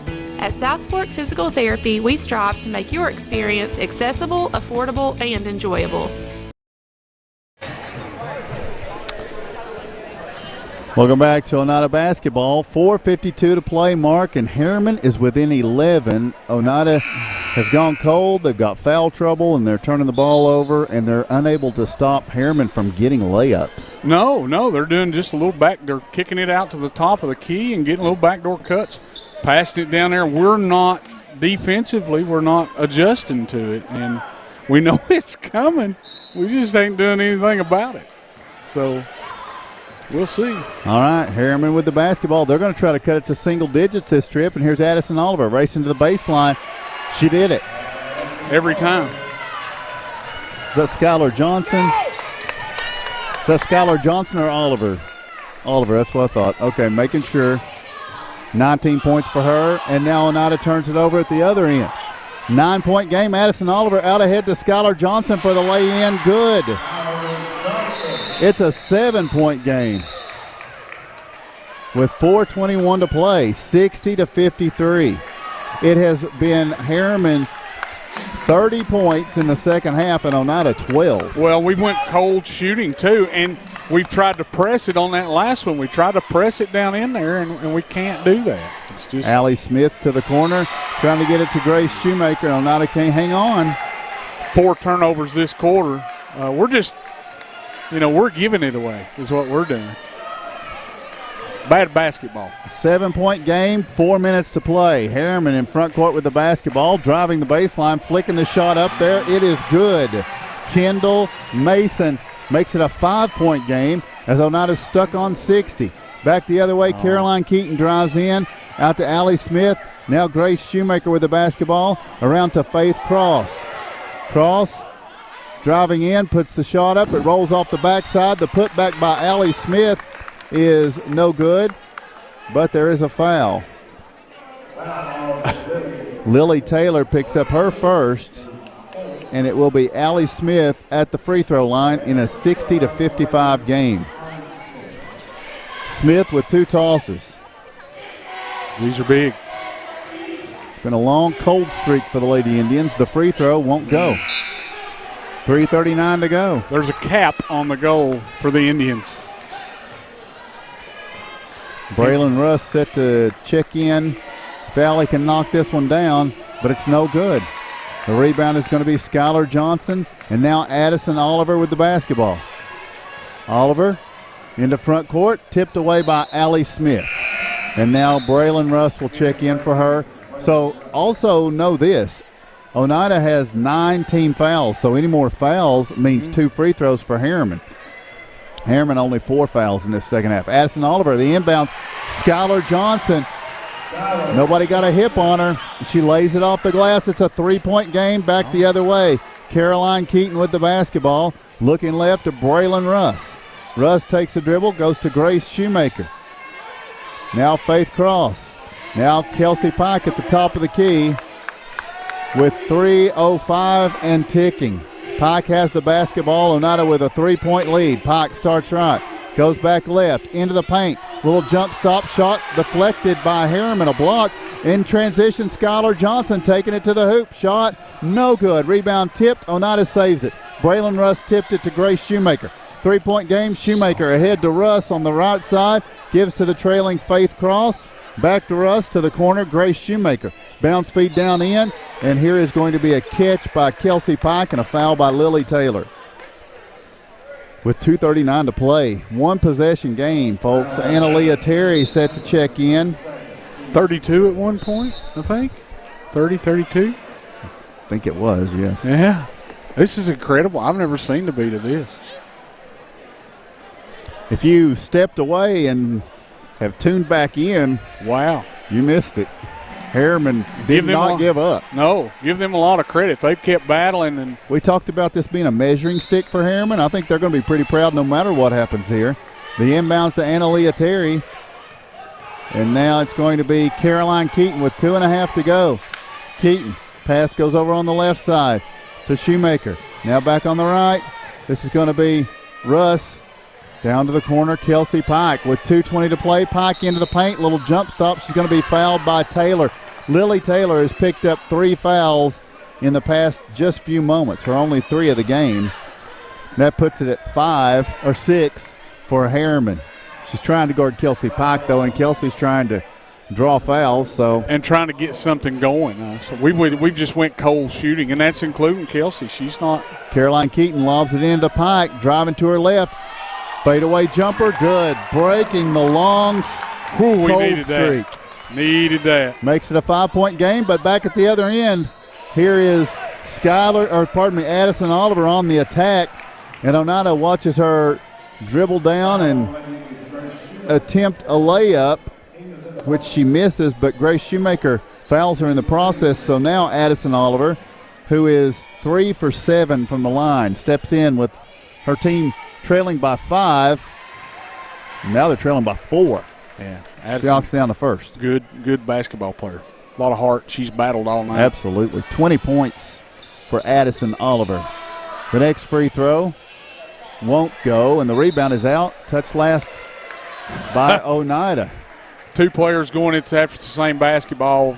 Just mental errors. 2:06 to play. Harriman down 4. They've been able to cut to the baseline for a shot here. They do it again. They hit Skylar Johnson, and Braylon Russ is going to be called for the foul. Russ will pick up her second. Skylar Johnson will have 2 free throws here. Johnson in a 4-point game It's good. It's now a 3-point game, a 1-possession game as Skylar Johnson knocks this one down. Fixed to be a 2-point game. If she hits the second one, it is, and she does. 62-60. Oneida back the other way. Caroline Keaton working left off a pick, stops at the elbow jumper. Good. Huge. Keaton knocks down the 2-pointer.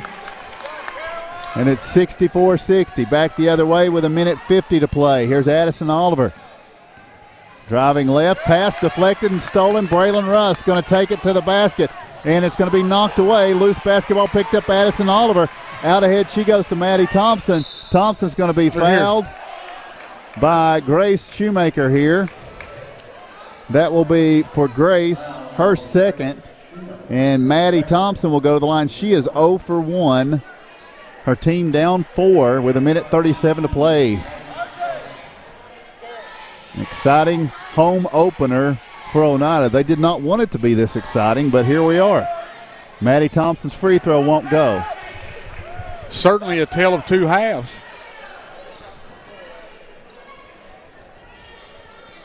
So we'll have a second free throw coming up from Maddie Thompson. 4-point game, 2-possession game. Thompson's free throw is good. 1-possession game. 64-61. Caroline Keaton into front court with the pass over to Braylon Russ. Russ working out top, goes to Kelsey Pike with 1:25 to play. Pike backing up near midcourt. Now pitches it over to Braylon Russ. She walked. And she traveled with it. She sure did. She's bouncing around on her feet. She walked. She's mental mistake after mental mistake, and we just So Harriman looking to bring it in. They get it into Addison Oliver with 1:08 to play in a 3-point game. Oliver to Kendall Mason. Back down to Oliver. Backing her way in for the shot. No good, but she draws the foul. And who is this? This is big because Keaton and Pike were in the area, and it'll be the 5th foul for one of them. Caroline Keaton fouls out. Yep. Addison Oliver at the line for 2 free throws. In a 3-point game, Rachel Elmore will enter the game for Caroline Keaton with 1 minute to play. And Coach Davis going to ice his shooter, I guess. We'll take a break. With 1 minute to go, your score, it is Oneida 64, Harriman 61. Forget the bucket. Stop buying those expensive car care products. For a supreme clean, visit T&T Car Wash in Oneida. T&T Car Wash features the latest in touch-free car wash technology. T&T's touchless automatic wash bays are tough on road grime, but gentle on your car's finish. These feature-packed automatics give you complete control of the wash, including a wheel brush option. Want to wash it yourself? T&T also has traditional wash bays. And don't forget the interior, both vacuum and shampoo stations available. For a dynamite clean, T&T Car Wash, Oneida. Welcome back to Oneida High School, Mark. It is a 3-point game. Oneida leading, but Harriman has Addison Oliver at the free throw line for a pair of tosses here. Oliver is 4 of 9 from the line. She misses this one.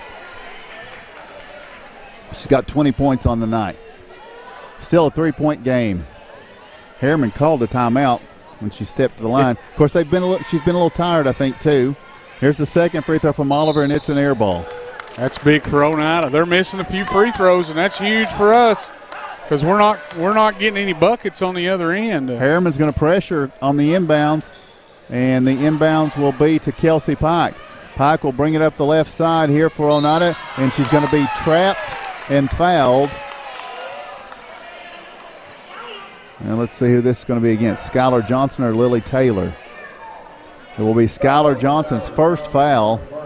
Now Kelsey Pike steps to the line in a 1-and-1 situation. That's only the 7th team foul on Harriman. So Oneida leading by 3. Kelsey going to try to shoot to make this a 2-possession game. Pressure shot. Front end of 1-and-1. Yeah. Good. Good job, Kelsey. She's got 33 on the night. Oneida leads by 4 with 54 seconds to play. Second toss from Pike, good. That's some big free throws from Kelsey right there with 50 seconds to go. Here's Harriman the other way. Addison Oliver on the drive, backing in, scoops the shot up, no good. Rebound plucked down by Annaleah Terry. And the Lady Indians may have survived here. Braylon Russ and Oneida leading by 5. Russ into front court with the basketball. Stops, pass goes over to Rachel Elmore. Elmore going to be fouled here by Maddie Thompson. That's her 4th. Rachel Elmore will shoot the front end of a 1-and-1. Elmore is 2 for 2 from the line. Oneida leads 66-61 with 31 seconds to play. Pretty good free throw shooter here in Rachel Elmore. Free throw good from Elmore. You called it. She can hit this next one, and then it becomes a 3-possession game with 31 seconds to play. There's a big free throw coming up from Elmore, and it's good. That's some nice free throw shooting for Rachel Elmore. She and Kelsey Pike step up big here in the closing moments to help seal this one, it looks like, with 7-point lead. Skylar Johnson, baseline turnaround shot won't go. The follow is good for Skylar Johnson. Oneida will bring it into Elmore with 13 seconds to go. She gets to Braylon Russ. Russ is going to be fouled here by Maddie Thompson, and that will be her 5th.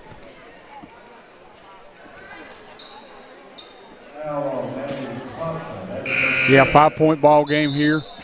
But we've sank our last 4 free throws. We need to keep going. 10.5 seconds don't seem like a whole lot of time, but with only a 5-point lead in the way they've been scoring. Braylon Russ is 0 for 3 from the line tonight. Front end of this 1-and-1, though, good. Big free throw for Braylon. Yep, that makes it a 5-point game with 10.5 seconds to go. 69-63. Braylon puts Oneida at a 70. 70-63, and here's Addison Oliver. Down court for Lily Taylor. The pass is going to be batted out of bounds by Annaleah Smith. 6.5 seconds to go. Terry, thank you. Annaleah Terry. Allie Smith, Annaleah Terry. Yeah. Yep. Here's the inbounds. It's going to be Addison Oliver. 3 blocked by Braylon Russ. And here's Lily Taylor at the buzzer. Shot won't go. Oneida's going to get out of here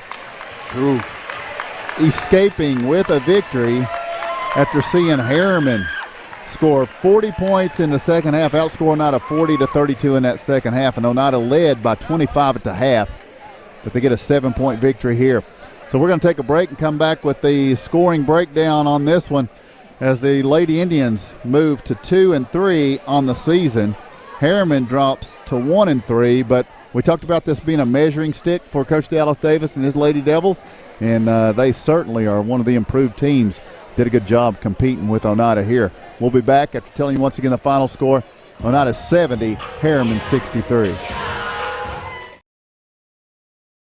Forget the bucket. Stop buying those expensive car care products. For a supreme clean, visit TNT Car Wash in Oneida. TNT Car Wash features the latest in touch-free car wash technology. TNT's touchless automatic wash bays are tough on road grime, but gentle on your car's finish. These feature-packed automatics give you complete control of the wash, including a wheel brush option. Want to wash it yourself? TNT also has traditional wash bays. And don't forget the interior, both vacuum and shampoo stations available. For a dynamite clean, TNT Car Wash, Oneida.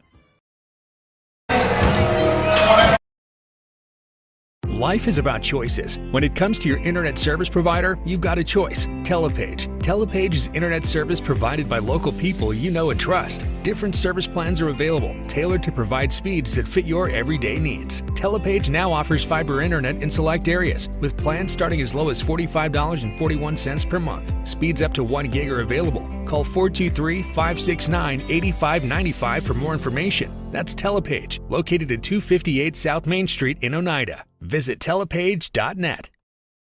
Home-style cooking with friendly service in a relaxed atmosphere. That's Razax. Razax offers breakfast served daily, just like Grandma fixed it, and daily specials like country fried steak, turkey and dressing, and of course, a fish fry every Friday. Razax has a full menu, ranging from quick and easy favorites like hamburgers and club sandwiches to comfort foods like pinto beans. And you'll love something off the grill, like grade A cut sirloin, ribeye, or shrimp kebabs. That's Razax on U.S. Highway 27 in Helenwood. Razax, country cooking and great steaks. South Fork Physical Therapy is proud to support the Scott Highlanders and the Oneida Indians. With offices in both Huntsville and Oneida, one of our 6 doctors of physical therapy are always close by. We regularly treat back and neck pain, general sprains and strains, vertigo or dizziness, TMJ disorders, as well as post-operative patients. We accept all insurances and flexible payment plans are available. At South Fork Physical Therapy, we strive to make your experience accessible, affordable, and enjoyable. Welcome back to Oneida as the Lady Indians survive a good scare from the Harriman Lady Devils tonight as they get the victory 70-63. Lady Indians led at one point, I believe, by 23. 25 at halftime. 25 at halftime. And saw the Lady Devils come back, cut it down to 2 before the Lady Indians was able to get the victory. And with our final scoring, Tim. All right, for the Harriman Lady Blue Devils, 63 points tonight, Mark. They were led by Skylar Johnson. She had 28. She was 12 of 14 from the free throw line and just an automatic. If she got the layup, she was knocking it down. She was drawing a foul. She did a great job, as did Addison Oliver. Oliver tonight with 20 points. So 48 of the 63, Skylar Johnson, Addison Oliver, and very nice contributions from Maddie Thompson. She had 7, 4 points Lily Taylor, 4 points Kendall Mason. Hannah Wilson got into the game, Brittany Merrill. But you're talking about a team that played mostly 5 people almost exclusively the entire way and fought back against this Lady Indian team to cut it to 2 late in this game. It was 62-60. For Oneida, 70 points tonight. Almost half of those. Kelsey Pike, 34. She was 3 for 3 from the line. She had 25 of those 34 in the first half. 12 points from Braylon Russ, 2 for 5 from the line. 9 points for Faith Cross. 4 points Caroline Keaton, Rachel Elmore. 3 points Anna Leah Terry. 2 points each Grace Shoemaker and Rayleigh Bush. Oneida got to the line 16 times and hit 10 of their opportunities. Harriman got to the line 34 times, connected on 21 of their opportunities. Harriman falls to now 1-3 on the season for Coach Dallas Davis. Oneida moves to 2-3. Tale of 2 halves. I don't know. We just kind of fell apart in the second half. Our defense did. Our offense certainly did. We went completely cold in the second half, shooting and making silly turnovers. I think we had 8 turnovers in the second half there, and just uncharacteristic. Just didn't play real well in the second half. All right, so the Lady Indians do get the win, and they will next be in action Monday night in La Follette against the Campbell County Lady Cougars. And that again will be Monday night, November 29th, when the Lady Indians next take the court. So boys action is coming up next, and we'll talk about that in just a moment. It's the Harriman Blue Devils and the Oneida Indians. Mark, for this area, certainly they've been in the same district. They don't share the district anymore. They share the region, and it's been Coach Shay Shannon's Harriman Blue Devils, Coach Jacob King's Oneida Indians for the past few years, and that extends out from what it was in the middle school days. Oh, yeah. Before that. And it comes down to this. I mean, these two teams usually battle for the region championship, and until this year, the district championship. So this is always a great game, man. We've seen some real battles between these two teams, and these teams respect each other, don't like each other a whole lot, I guess, but they really respect each other. Jordan McCullough for Harriman. What a phenomenal player.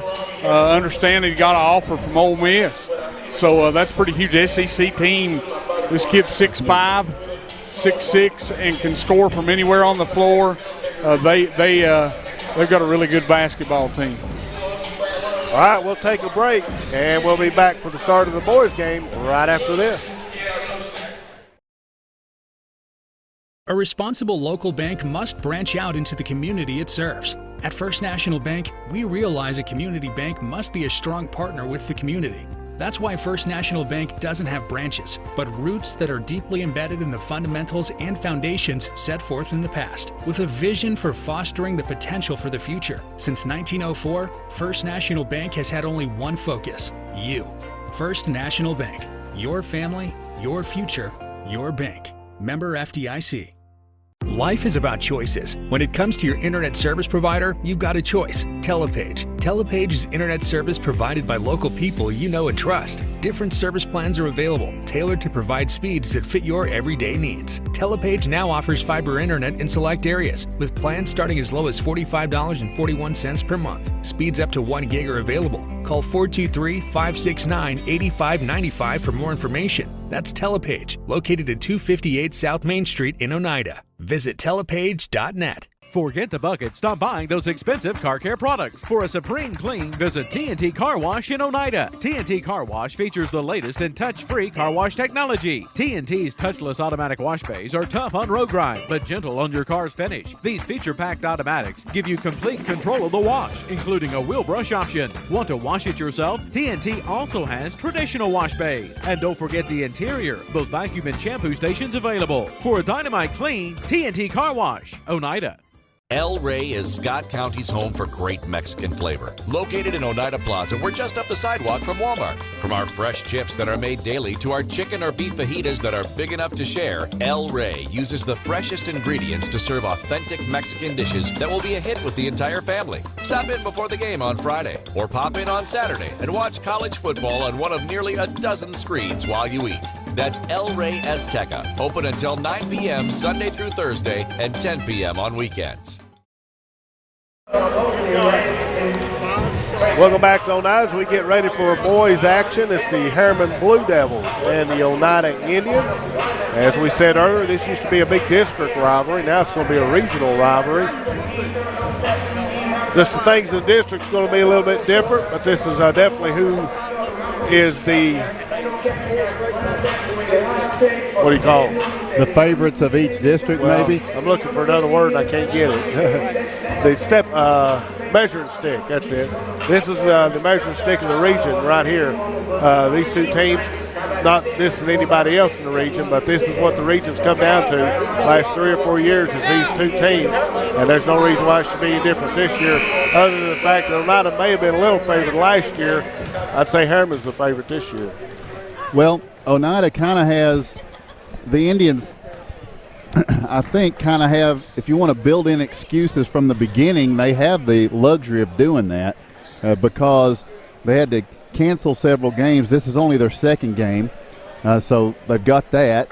And then, I mean, if that's what you want to do, I don't think the Indians want to do that, but I'm doing that for them. I'm up front.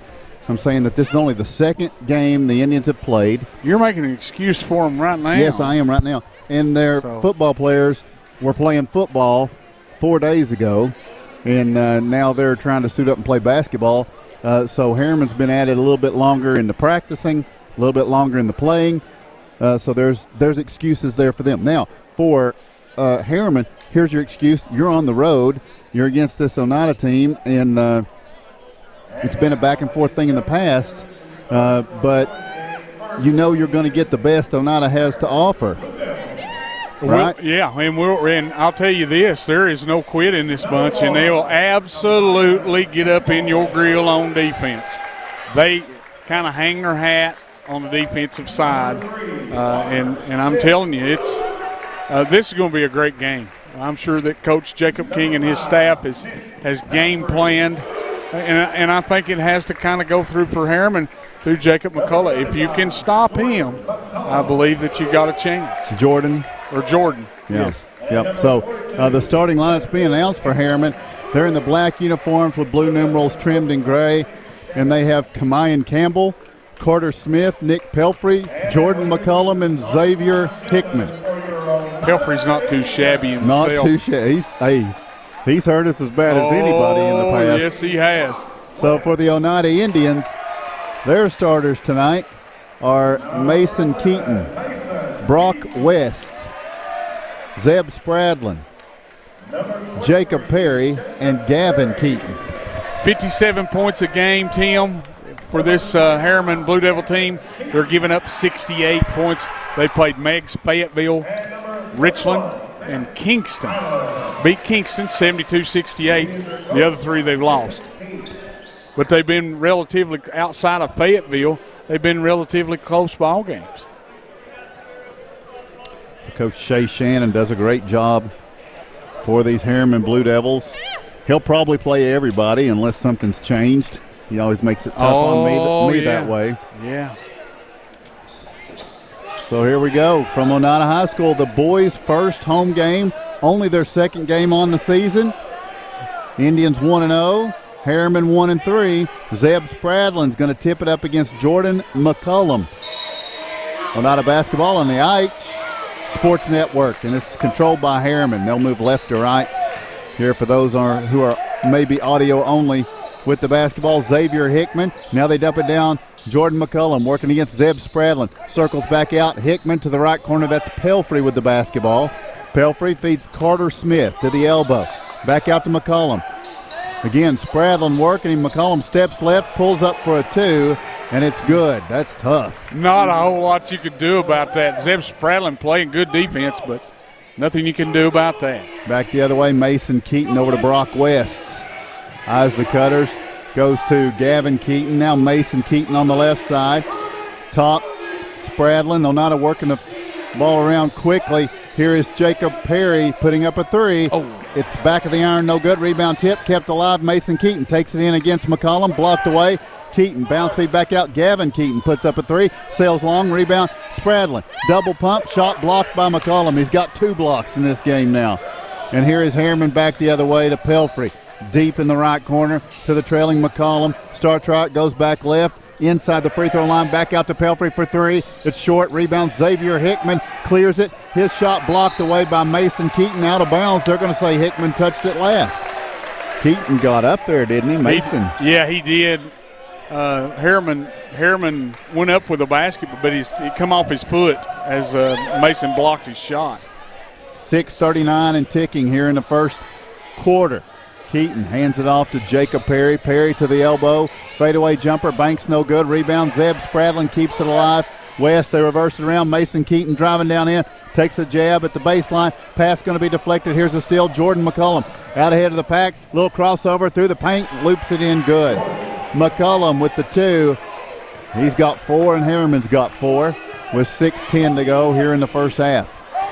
Mason Keaton back the other way. Keaton wants to drive, taking it in. McCullum rejects it. Oh, what a luxury. Are you kidding?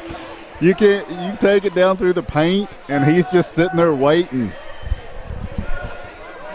He's unbelievable. That's four blocks already. Mason Keaton's going to bring it in to Jacob Perry. The three-pointer is no good. The rebound collected by Pelfrey. McCullum out in front of everybody. They don't get him the ball.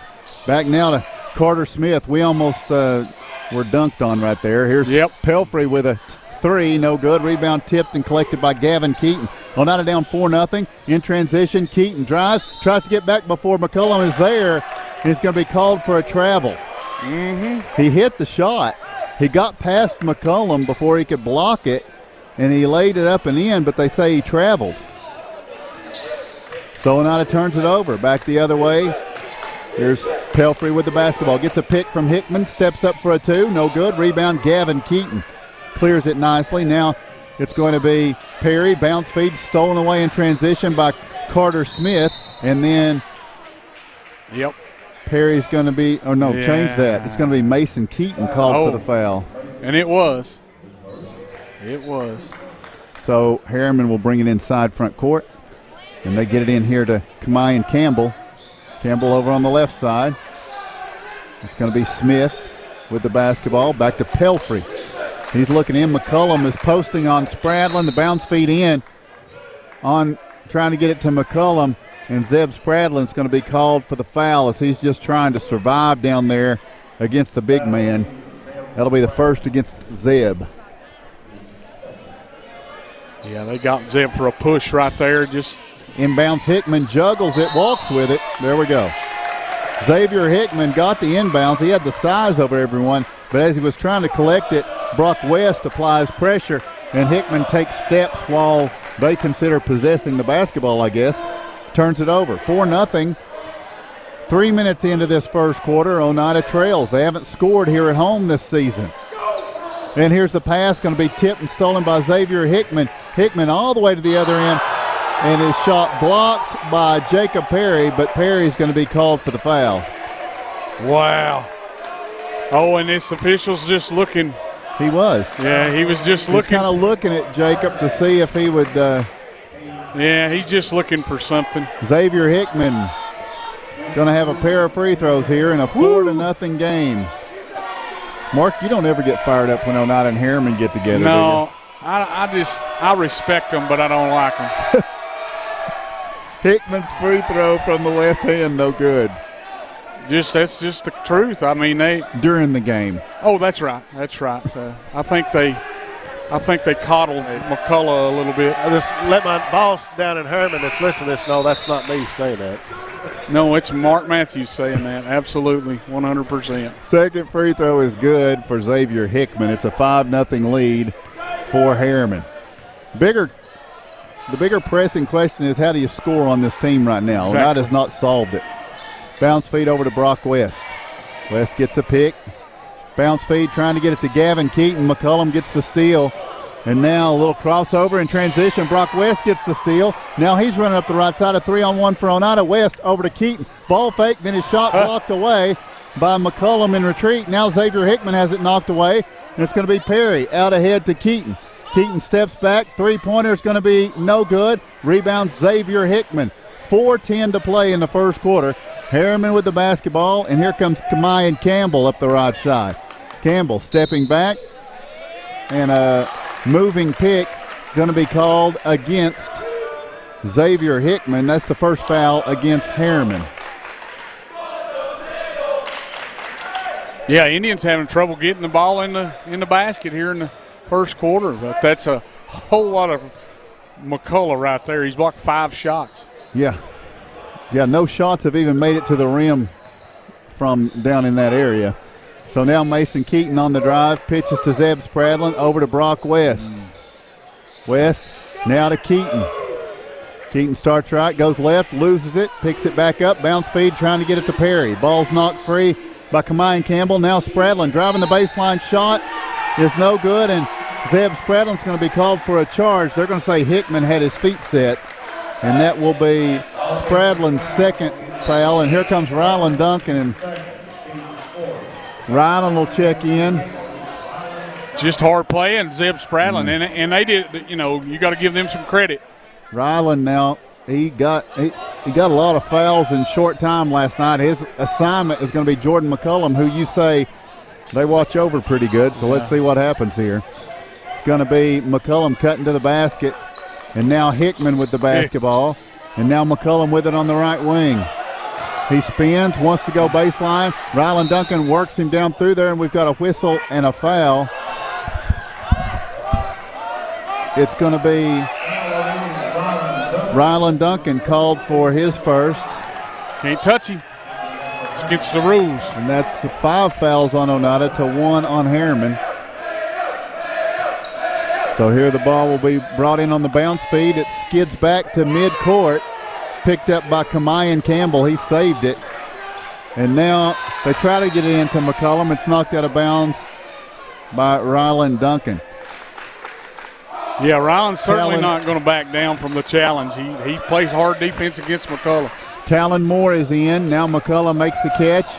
Out on the, it's going to be a loose basketball, and it's going to be a jump ball, possession arrow. We'll give it to Oneida.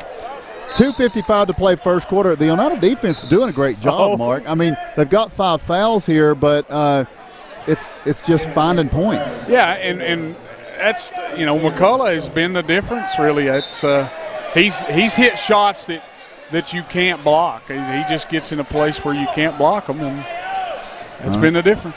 So here comes Sam Bell, and here comes Mason Keaton, hand-checked as he drives to the basket here. So the second foul on Harriman is called now on the floor.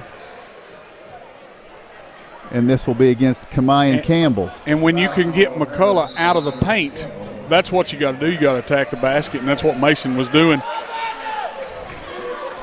Grayson Christ checks in. Oh. And Keaton will bring it in, Jacob Perry. As Christ checks in. Oneida works with the basketball. Still haven't found any points. 2.5 to play in the first quarter. Oneida has been held scoreless. Sam Bell is going to see a moving pick from Gavin Keaton now. And that is 16 fouls on Oneida. Gavin's first. Wow. It's a What do you say? It seems to be, Mark, I'll even say this. I try. It seems to be one particular whistle. Yes, it does. So as the ball is knocked out of bounds by Ryland Duncan, I will agree with you here. Thank you. That it is one particular whistle tonight. Yeah. To this point. Yeah. That Oneida is running into. 6 fouls on the Oneida team. Inbounds is going to be to Pelfrey, and then it's lost out of bounds. I think it touched Lindbergh last, but they say it's Oneida basketball, and that particular whistle did not overturn it. He didn't see it, so. So Oneida down 5 with the basketball as Lindbergh steps on the court. He causes Harriman to turn it over. That's what he's good for. And more. Here's Perry driving right. His shot blocked back near midcourt. McCullum collects it. He'll take it all the way down and then be fouled on the floor by Jacob Perry. McCullum's going to the line to shoot 1 and 1. Yeah, he's that will be Perry's second foul. Yeah, we got it blocked. What is it, 5, 6 blocks now? Yeah, that's 6, I think. But McCullough, and he's coming the length of the floor. Timeout requested. 2:06 to go before McCullum shoots in this first quarter. Your score is Harriman 5, Oneida 0. Odds are there's a Potter's Ace Hardware right in your neighborhood, with expert advice and the right tools and supplies to make your quick fixes even quicker. Around the block, what you need in stock, with people who know their stuff. Potter's Ace has a convenient location on Industrial Lane here in Oneida. Visit the helpful folks at Potter's Ace for all your home improvement needs. Potter's Ace, the helpful place.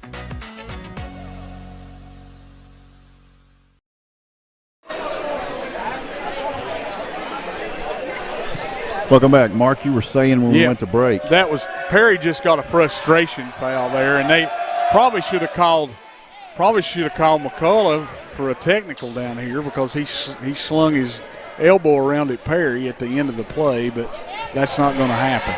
Free throw from McCullum is good. Second free throw from McCullum is good. He's got 6 of Harriman's 7, and they lead 7-0 with 2:06 to play here in the first quarter. Caden Rector with the basketball over to Mason Keaton. Inside 2 minutes to play. First quarter, Oneida has not found an answer for how to get points on this team. Keaton drives into the paint. It's going to be called for a travel. With 1:50 to play. And increasing frustration from the Oneida bench right now being expressed. And now this is going to be McCullum driving all the way down, shot, lifted up there, and it's good. Oneida did little to impede him there. No, you got to get in front of him.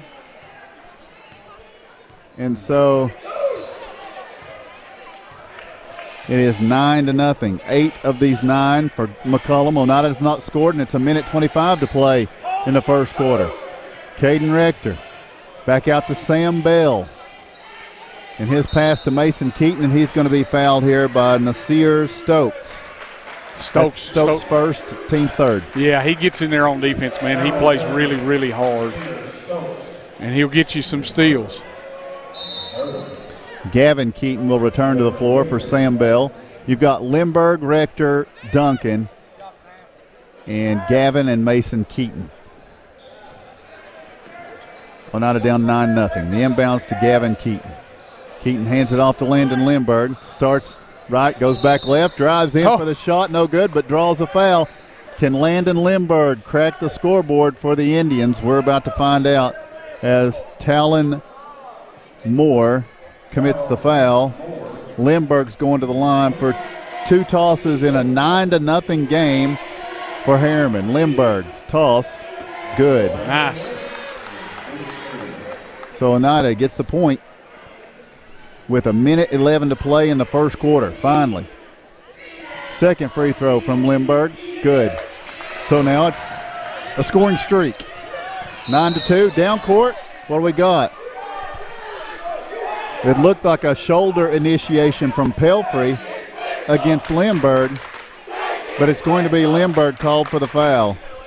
That's 8 fouls on Oneida, and it will put Pelfrey at the line for 1-1. Yeah, that was a hustle play by Lindbergh. He's just trying to play good defense, and looked like Pelfrey initiated that. You're right. Pelfrey at the line for the front end of the 1-1. It's good. He'll have another with 1:08 to play in the first quarter. 10-2. Harriman now in the lead. Pelfrey's second free throw is good. So 11-2. Now Oneida going to be patient with 1 minute to go in the first quarter. Pass goes over to Caden Rector on the left side. Rector now to Ryland Duncan. He spins, driving down court. Gets it over to Keaton, who dumps it down to Gavin Keaton. Back out Lindbergh. Drives through the paint, and he's going to be called for the charge. Standing in there and drawing the charge is Nasir Stokes. I believe he was set. I believe he was too. That was a good play by Harriman. Brock West going to check back in. Landon Lindbergh with 2 fouls in short duty time there with 48 seconds to play. There's Oneida's only 2 points just left the court too. Yeah. Harriman's going to bring it in against Oneida pressure, and this is going to be Pelfrey. Lobbing it ahead, and now pass goes to the corner. This is going to be Moore for 3. It's good. Talon Moore knocks down the three-pointer, and back at the other end, Mason Keaton's 2 won't fall. And here's Stokes ahead to McCullum. McCullum down court on the left wing. He's going to fire a 3. It glances the back of the iron, no good. Rebound, Ryland Duncan. 14-2, Harriman leading Oneida, and here's Keaton down court, kicks it out to Caden Rector for 3. Good. First points from the field, and they come from Caden Rector with a 3-pointer with 6.9 seconds to play. And we're going to have a foul on Brock West. And Pelfrey's going to the line to shoot a double bonus. We're in the first quarter, and it's a double bonus for Harriman. That's Oneida's 10th team foul. It's not going to surprise me at all if Coach Jacob King doesn't get teed up tonight. Free throw from Nick Pelfrey is good. It's a 10-point game, 15-5 right now. Here comes Hayden Bronner.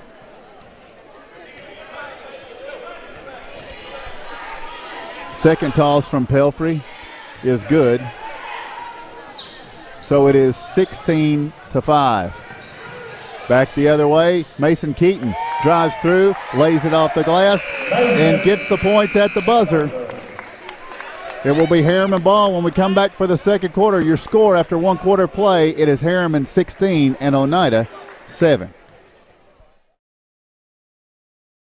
Scenic Foods is about freshness, with meat cut in-store daily and special cut upon request. A deli that offers fresh meats and cheeses sliced to your choosing. A produce department offering fresh fruits and vegetables, and of course a full line of competitively priced groceries to meet your weekly shopping needs. Scenic Foods is about value and convenience. Don't have time to cook supper? Try our cheese sticks, pizza, and wings, as well as our fresh-made desserts and side dishes. Need to fill an empty pantry? We have all you need at Scenic Foods, located at 7352 Baker Highway in Huntsville.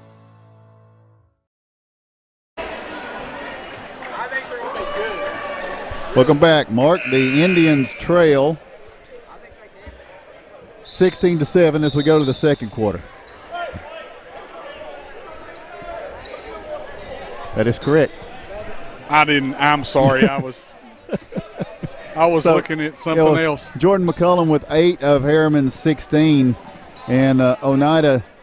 And defensively, yeah, he's been the guy too, and he's got 6 blocks on the night, I believe. So, I mean, just unbelievable. For Harriman, it is Hickman, Pelfrey, Moore, who's going to take a 3. It's no good. Rebound, Ryland Duncan. Also out there for Harriman, Carter Smith. Now Oneida in transition.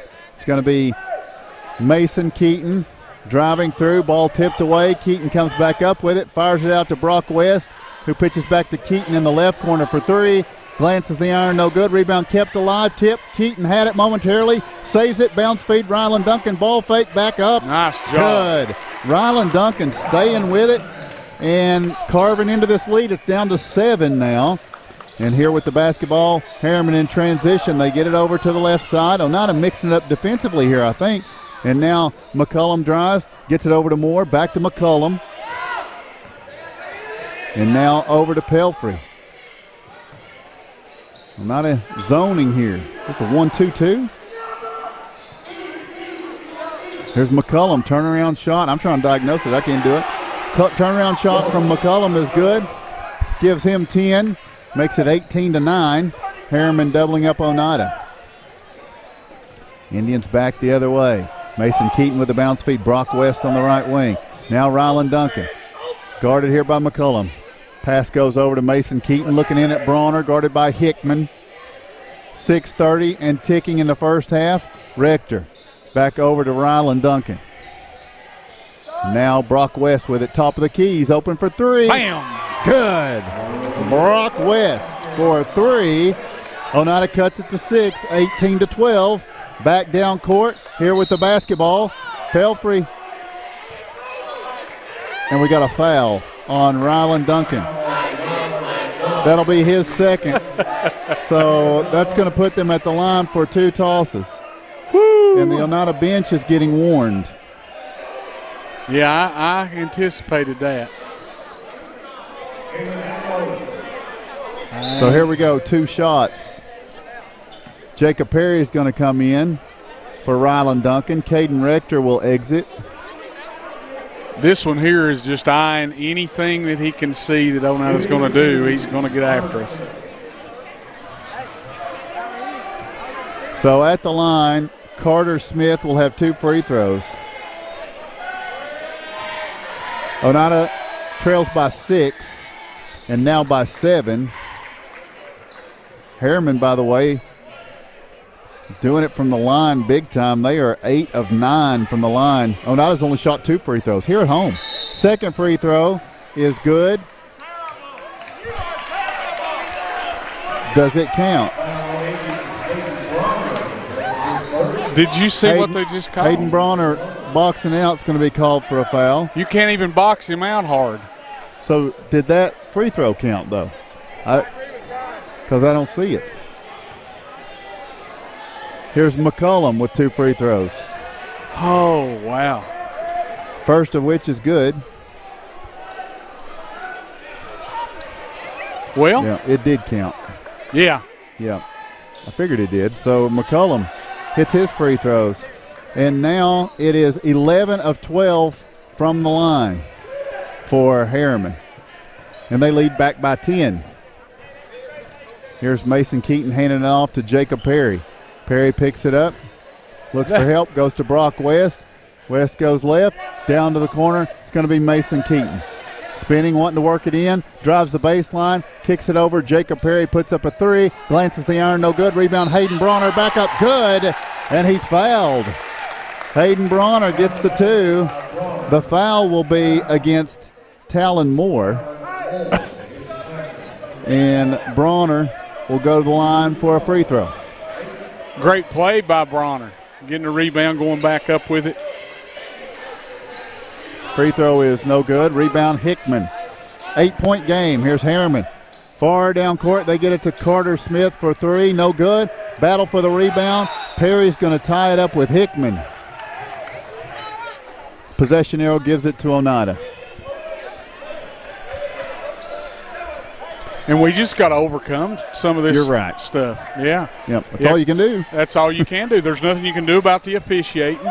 and you just have to overcome it. And, I mean, Harriman has played well. Nothing They against, have, you know. yeah. So here we go. Mason Keaton with the basketball in front court. In an 8-point game, he gets to Jacob Perry. Perry driving, dishes, trying to get it to Keaton. Gavin working to get to it, can't do it. Now it's going to be Pelfrey. Long down court. He hits Jaden McCullum for the lay-in good. Yeah, just hard to defense that. That's just a great play. Back to a 10-point game. Mason Keaton on the drive, loses the handle, and now still loose. He's going to try to get it back out. He does to Jacob Perry. 10-point game, 5 minutes to go in the first half. 24-14. Harriman leading Oneida. There's a hand check. Talon Moore has picked up his 3rd foul in this first half. Yeah, and you know, they call that. That was a good call right there. He was hand checking. Ace Jackson will check in. Now that's a name. Ace Jackson. Ace. Yeah. So now the inbounds for Oneida in a 10-point contest. Gavin Keaton in the right corner, the 3. Huge Boom. basket. Gavin Keaton knocks down a 3-pointer with McCullum closing in on him. And now Harriman in transition gets to Carter Smith. Smith drives, loops it over to Hickman. Hickman out for a 3-pointer up, no good. In and out. Yes. Rebound Mason Keaton. 7-point game. Here come the Indians. That miss was Ace Jackson. Here's Keaton, top of the key. Bouncing, goes over to Jacob Perry. 4:20 and ticking in the first half. And now Perry on the drive. Circling back out, looking for help. Goes to Gavin Keaton in the right corner. He'll try another 3. It's going to be short. Rebound. Bronner wants to take it up against McCullum. Pump fake. Shot. Blocked. Loose basketball. Hickman's got it. Pitches it to McCullum, who's coming up the left side with it. McCullum slowing, spinning. Dishes off to Hickman. Hickman's shot blocked, but a foul on Gavin Keaton. Oh, my goodness.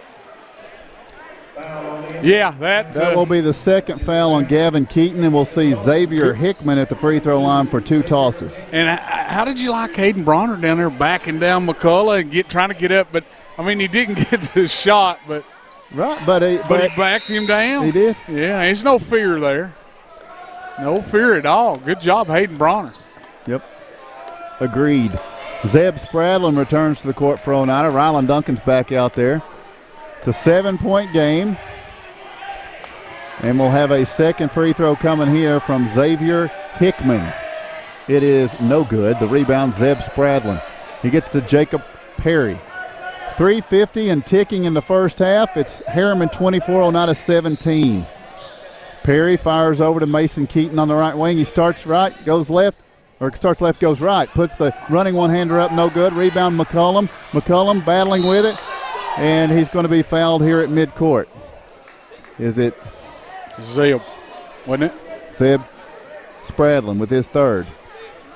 Yeah. McCullum going to the line for 2 tosses with 3:38 to play in the first half. And McCullough gets done this way every game. I mean, he's the guy that they're going to double, triple team every game. And he still manages to get his. Well, he's got 14. Yeah. And he misses this free throw, and that's his first miss tonight. He'll have one more opportunity in a 7-point game. McCullum's free throw on the way this time, good. So it's an 8-point game. McCullum with 15 on the night. And Oneida trails 8. Here's Jacob Perry with the pass into front court to Caden Rector. Rector hits the cutting Mason Keaton down low. He hooks the shot up there. Good. Keaton, 4 points. Now back at the other end. It's going to be a pass into McCullum by Rylan Duncan. Tries to deflect it away. He's going to be called for the foul. Duncan with 3. McCullum going back to the line for 2 more free throws. Yeah, that was a pretty good hack right there, yeah. But you got to try to defense him. It's hard to keep him from getting the basketball down there. Rylan just trying to work down there. McCullough getting the basketball, and you have to be physical with McCullough. But now it's almost getting to the point. It doesn't matter. You know, he's still going to get his. Hayden Bronner checks in. Gavin Keaton returns. Spradlin and Duncan exit. McCullum hit that free throw. He'll have one more. This one is on the way and good. 17 from McCullum. in this first half. His team leads by 8, 27-19. Here's Jacob Perry with it. Closing in on the 3-minute mark of this first half, Hayden Bronner brings McCullum out from the basket a bit. Now goes to Mason Keaton. His pass deflected and stolen. McCullum is going to jam it.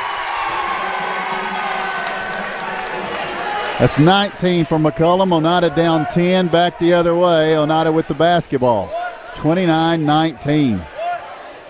Pass goes over to Perry.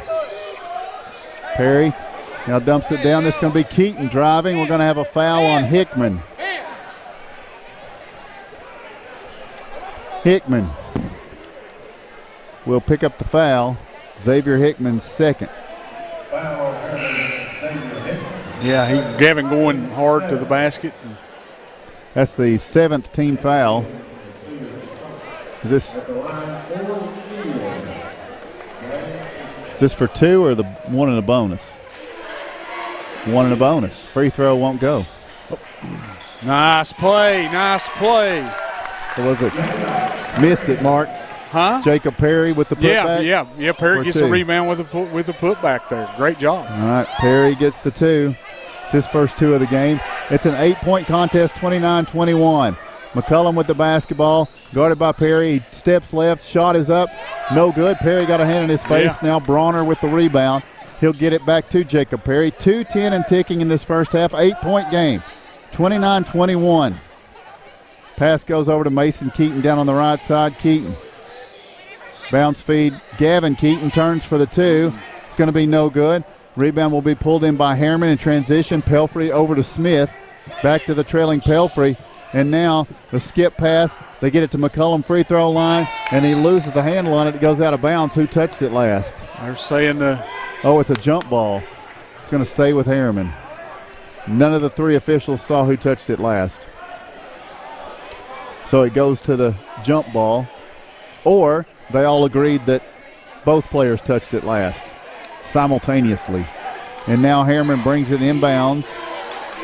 McCullum on the right wing to the corner. This is going to be Pelfrey for 3. It's short. Rebound. Keaton. Gavin goes over to Mason Keaton. He wants to attack baseline, and he's going to be fouled in that attack. He'll go to the line to shoot 1 and 1. Or 2. Did they say he's going to the line to shoot 2? Fouled in the act of shooting? Yeah, he was. He was. Can cut this to 7-point lead. So 6-point lead. It's currently 8. Yeah. So Mason's got 4 points in this one. Stands at the line for the free throw. It's on the way and good. Sam Bell returns to the lineup for Oneida.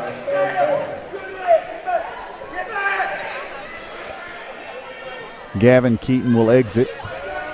The second free throw for Mason Keaton. It's on the way and good.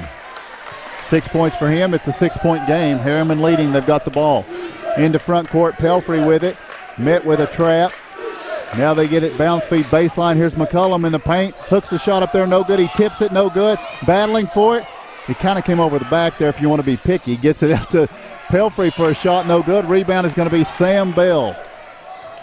And I know you don't want to be picky, Mark. I apologize. 1:10 to go in the first half. 6-point game. Jacob Perry into front court. Working left. Picks it up. Hands it over to Caden Rector. Rector driving through. Kicks it. Mason Keaton for 3. Yes. Good. Mason Keaton makes it a 3-point game. How have the Indians cut back into this? And here's Pelfrey the other way. Looking for help. He puts up a 3. No good. Rebound Hayden Bronner. He gets it to Mason Keaton. It's a 3-point game. 29-26. Oneida slated to get the ball to start the second half. And here they go with 37 seconds. Keaton through the paint for the shot. Good. And he's fouled. Mason Keaton's going to the line to try to tie this. Take that. Explain this to me.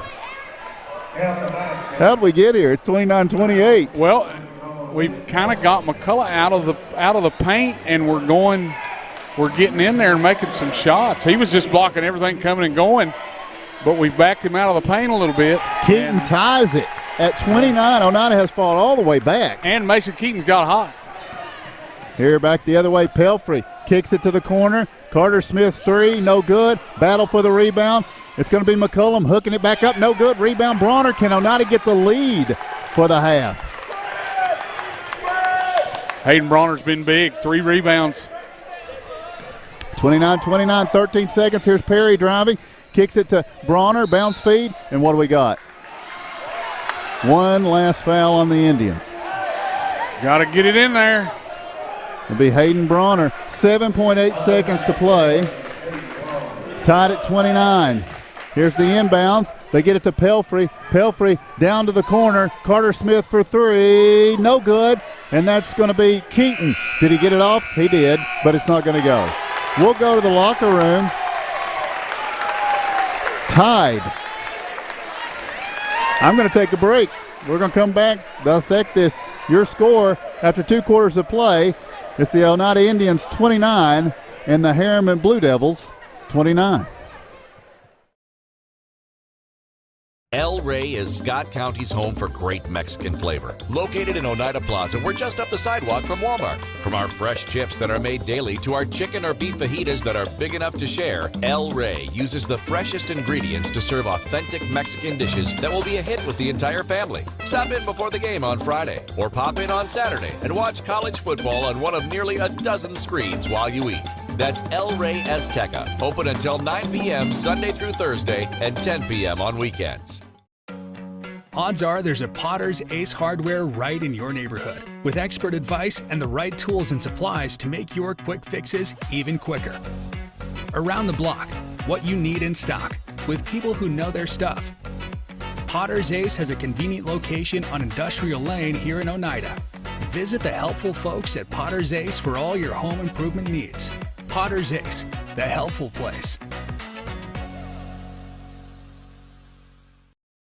Home-style cooking with friendly service and a relaxed atmosphere. That's Razak's. Razak's offers breakfast served daily, just like Grandma fixed it, and daily specials like country fried steak, turkey and dressing, and of course, a fish fry every Friday. Razak's has a full menu, ranging from quick and easy favorites like hamburgers and club sandwiches to comfort foods like pinto beans. And you'll love something off the grill, like grade A cut sirloin, ribeye, or shrimp kebabs. That's Razak's on U.S. Highway 27 in Helenwood. Razak's, country cooking and great steaks. A responsible local bank must branch out into the community it serves. At First National Bank, we realize a community bank must be a strong partner with the community. That's why First National Bank doesn't have branches, but roots that are deeply embedded in the fundamentals and foundations set forth in the past, with a vision for fostering the potential for the future. Since 1904, First National Bank has had only one focus: you. First National Bank. Your family, your future, your bank. Member FDIC. Welcome back to Oneida as the Indians was having it handed to them there in the first quarter. Battle all the way back to tie this thing up at 29 here at halftime with the Harriman Blue Devils. Tim, you got our first half scoring. I do. The first half scoring looks like this for the visiting Blue Devils. Jordan McCullum has 19 of their 29.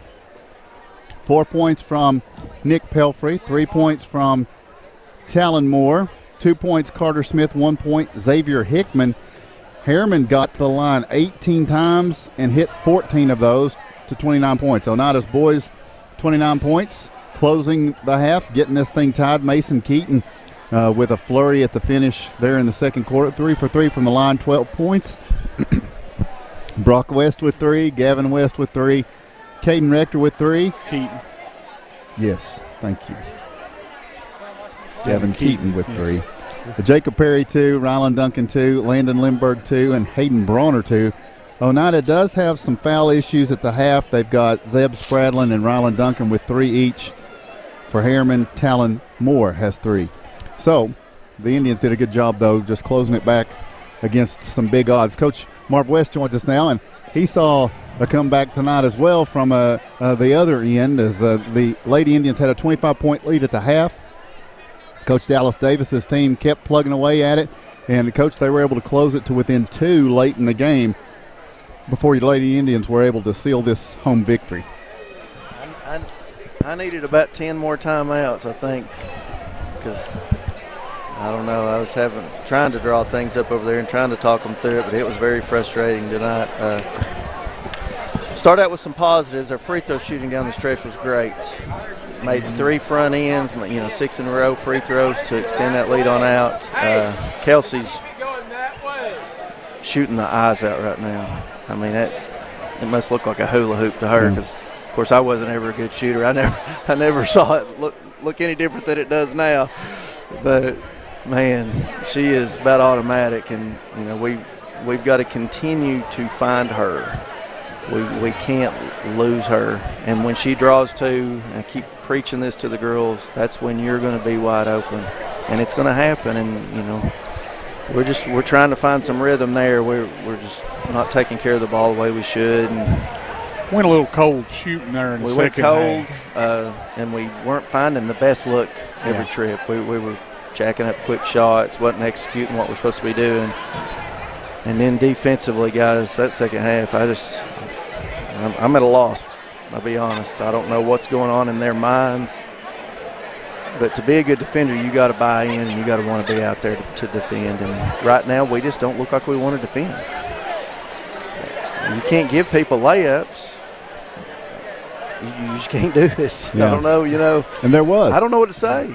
Yeah, they ran that little backdoor deal a bunch there in the second half. That's how they got all their points mostly in the second half. Just pass and cut. Pass and cut. It's simple stuff. It's stuff we do. Why aren't we getting those layups? I don't know. I was just and it's not just one. It's all of them, and I love them. I love them to death, but we've got a lot of work to do defensively. All right. Well, now you've got a few days to work. Your next game is going to be Monday at Campbell County, so there's some time to work on some things. And how are the Lady Cougars this year? Young, but a lot bigger than we are. And if we don't learn to get a body on somebody by Monday, I mean, they'll eat us alive in the paint. I mean, they're just big old girls. We can run the ball on them if we will, but we've got to defend. It all goes back to defense and rebounding. If we can do that, we're going to be fine. We're scoring some points. But you can't be giving up 60, 70, 80 points a game and win. Not against good teams. But, it looked a lot like last night. Just the way our body language goes. And, I just want somebody to step up. If we get one kid that would get out there and stop the ball, one kid that wants to guard their best player and stop her, it's infectious what everybody else will do. And maybe our legs might have had something to do with that. I mean, we played last night too. They played We played two games against a team that pressed, just like we. It's two games Saturday. Yeah, also, I mean it could be that, but I'm playing 9 kids. It's not like I'm not. Which was a big advantage. I mean, Harriman was getting tired late in the first half. I mean, it's a good thing that you were playing 9 probably tonight. Yeah, but we didn't take advantage of that. We kept fouling, giving them a break. Foul them, give them a break, and give them a chance to score. And that's several games that we've put them in the bonus in the third quarter, and that you can't do that. Not and be successful. But we're going to work. We're going to do a lot of defensive drills tomorrow and a lot of rebounding drills. I told them, I probably shouldn't say stuff like this, but I told them, so guys, we had planned to lift tomorrow. I said, don't worry about the lifting. Your legs ain't going to be able to lift after we practice tomorrow. So at least it's just 2 hours instead of 2.5. Yeah. But we'll figure it out. We'll be fine. I've got some fun drills for them for tomorrow. You have a good Thanksgiving, Coach. All right, y'all too. Thanks for covering us. I appreciate y'all. We'll take a break. Once again, your halftime score. By the way, the Lady Indians did win. I know we were talking, but they did win this one tonight over Harriman. They got their second win. Now we take the break. We got a second half of action coming up here. It was all Harriman first quarter. Oneida was really all Harriman in the first of the second quarter. Yeah. And Oneida found a way to flurry and get to a tie at the break. We'll see how this one turns out when we return. Your halftime score, it's Oneida 29, Harriman 29. South Fork Physical Therapy is proud to support the Scott High Highlanders and the Oneida Indians. With offices in both Huntsville and Oneida, one of our 6 doctors of physical therapy are always close by. We regularly treat back and neck pain, general sprains and strains, vertigo or dizziness, TMJ disorders, as well as post-operative patients. We accept all insurances and flexible payment plans are available. At South Fork Physical Therapy, we strive to make your experience accessible, affordable, and enjoyable. Life is about choices. When it comes to your internet service provider, you've got a choice. Telepage. Telepage is internet service provided by local people you know and trust. Different service plans are available, tailored to provide speeds that fit your everyday needs. Telepage now offers fiber internet in select areas, with plans starting as low as $45.41 per month. Speeds up to 1 gig are available. Call 423-569-8595 for more information. That's Telepage, located at 258 South Main Street in Oneida. Visit telepage.net. Welcome back to Oneida High School, getting set for third quarter action. The Oneida Indians and the Harriman Blue Devils played to a draw after 2 quarters, but it was a late push by Oneida to get there. Yeah, started out committing a lot of fouls, playing hard on defense, but just couldn't stop Jordan McCullough. And so here we go. Second half of action coming up. It will be for Oneida Brock West, Gavin Keaton, Mason Keaton, Jacob Perry, and Hayden Bronner gets the start in the second half. So there's some foul trouble issues there, but Hayden did a good job on McCollum too. He did. And so here we go. Oneida with the basketball for a 2-pointer, a 3-pointer. Gavin Keaton opens up with a 3, and the Indians open up with a counter punch.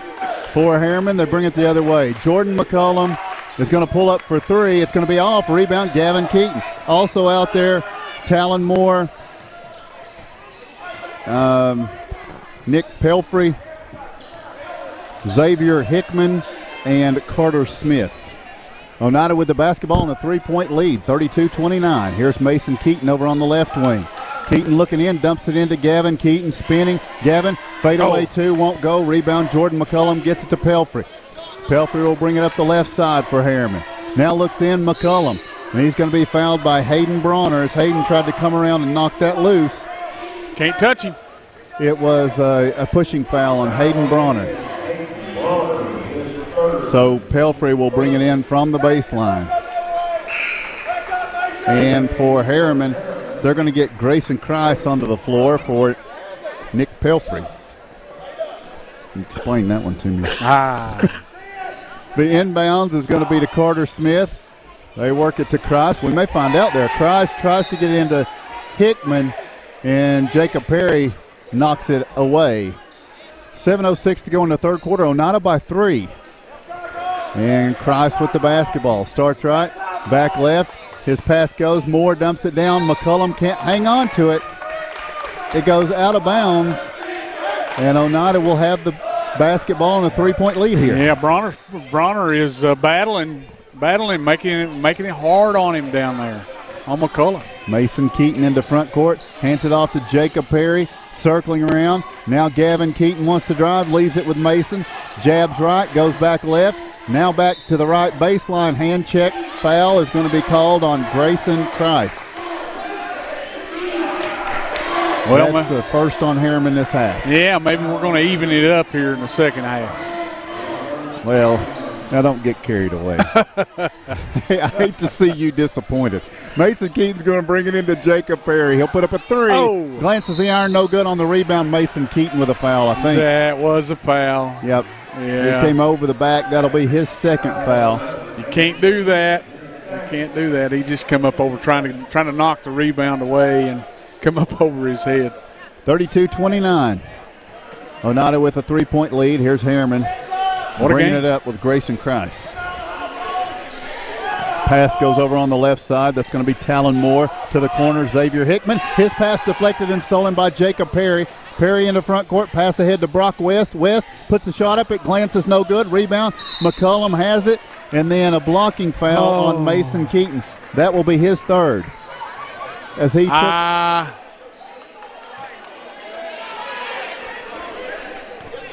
that will be Mason Keaton's third, and Jacob King is about to get his first if he's not careful. Yeah, I told him just before half here, don't get one. Harriman works around the perimeter with it. Skip past Talon Moore. Working free throw line is McCullum. Now back over to Carter Smith. The Indians' intensity here is good defensively. Good pressure from Brock West. And Landon Lindbergh, remember, he was out with 2 fouls. I can't wait to see him come in under this defensive intensity kind of a thing going on. Yeah. We look forward to that. Here Harriman works around the perimeter. McCullum working down on the baseline. Now he's putting up a long jumper. It rattles good. But, you know, that's kind of a win because you got him to step away from the basket pretty good. Bronner is doing a good job defensively. Heck of a job. He don't like that physicality down inside like that so much, so Bronner's getting him out of there. So now Bronner with the basketball. Oneida by 1 with it into front court. This is going to be Mason Keaton on the drive, and he's going to be called for taking steps. That will be a turnover for the Indians with 5:18 to play in the third quarter. Harriman's got the basketball. They trail by 1. It's kind of an ominous laugh. Are you okay? Yeah. You're scaring the kids at home. Here's the pass over on the left side. Talon Moore goes back out to Christ. Oneida 3 fouls, Harriman 1. Baseline's Hickman driving. Kicks it around the horn. They get it to Talon Moore for 3. Good, boy. Good ball movement by Harriman that time, Tim. And Talon Moore can knock it down if he's open, that's for sure. Gives Harriman a 2-point lead, 34-32. Back the other way, Keaton with the basketball. Picked up by Christ. Pass goes over to Jacob Perry. He dumps it in, Gavin Keaton. Keaton spins up against Hickman, turns for the shot, no good. Rebound on the backside, Oneida clears it away with Brock West. Now Keaton driving in, rips it over. Jacob Perry for 3. Good. Perry knocks down his first 3 of the game, and Oneida regains the lead by 1, 35-34. Back at the other end, here's Hickman. He'll hit McCullum. Ball's deflected. McCullum traveled.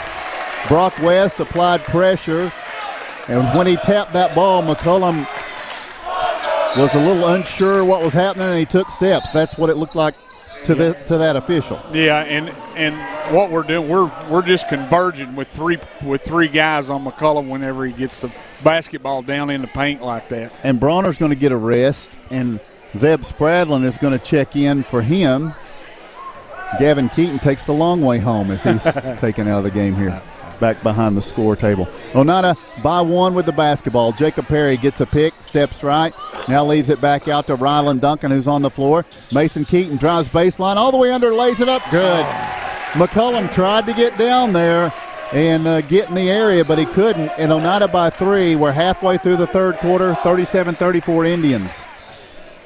McCullum working at the free throw line. The Indians paying a lot of attention to him as Harriman works it around the perimeter. Hickman kind of flashing as well, high and low, skip across pass, and now it's going to be Carter Smith. Back over to Talon Moore. He looks in at Hickman. Now they work it back around Carter Smith. An open 3. It's going to be short on the rebound. A pushing foul. On who? It's a foul after the shot on Rylan Duncan, his 4th foul. Rylan's 4th foul. And I wasn't anywhere near watching Rylan, so I don't have any idea what happened there. Well, it looked like he was just trying to box him out. He left Rylan in. Yeah, he's going to let him stay in there. With 3:30 to go. Bull rush some. All right, here's Harriman with the basketball. Now they get it over in the left corner. Carter Smith, the 3. Oh. It's good. Harriman knocks down the 3-pointer from Carter Smith, and this game's tied at 37. Back the other way. With 3:14 to go in the third, Mason Keaton, bounce feed left side, Landon Lindbergh. Lindbergh gets a pick, steps right, looks back out to Rylan Duncan. Now Mason Keaton on the right side. Nice move to the baseline, pulls up, hanging jumper, rattles, no good. Rebound, McCullum with it. Inside 3 minutes to play. Third quarter, McCullum gets it to Christ, who is now in front court. Tie game, 37-37. Harriman's been stepping up and hitting some shots, and here's Talon Moore for 3, no good. Rebound, Hickman, back to Moore. They work it back around the horn to Carter Smith. Now back around to Moore on the left side. Good job working around the perimeter by the guards. Now they find McCullum on the baseline. Carter Smith, deep 3. Going to be no good. Rebound falls to the floor. Lindbergh has it. Tie game. 2:29 to play in the third. Lindbergh in front court, and he's going to circle back out. And Sam Bell to the right corner. Mason Keaton wants to drive, and a hand check Carter Smith kind of rolls his eyes.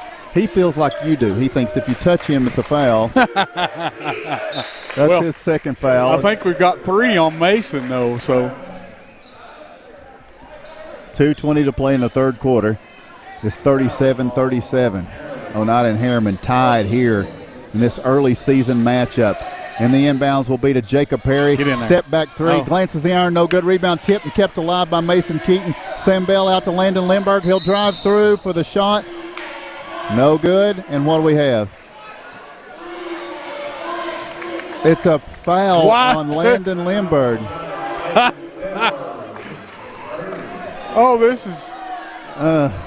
This is incredible. It's 2:12 to play in the third quarter. We're tied at 37. Did they ride on the bus with them down here? Now here at midcourt, Lindbergh applying pressure, and a timeout requested by Harriman. We'll take the same. 2:07 to play in the third quarter. Your score, Oneida 37 and Harriman 37.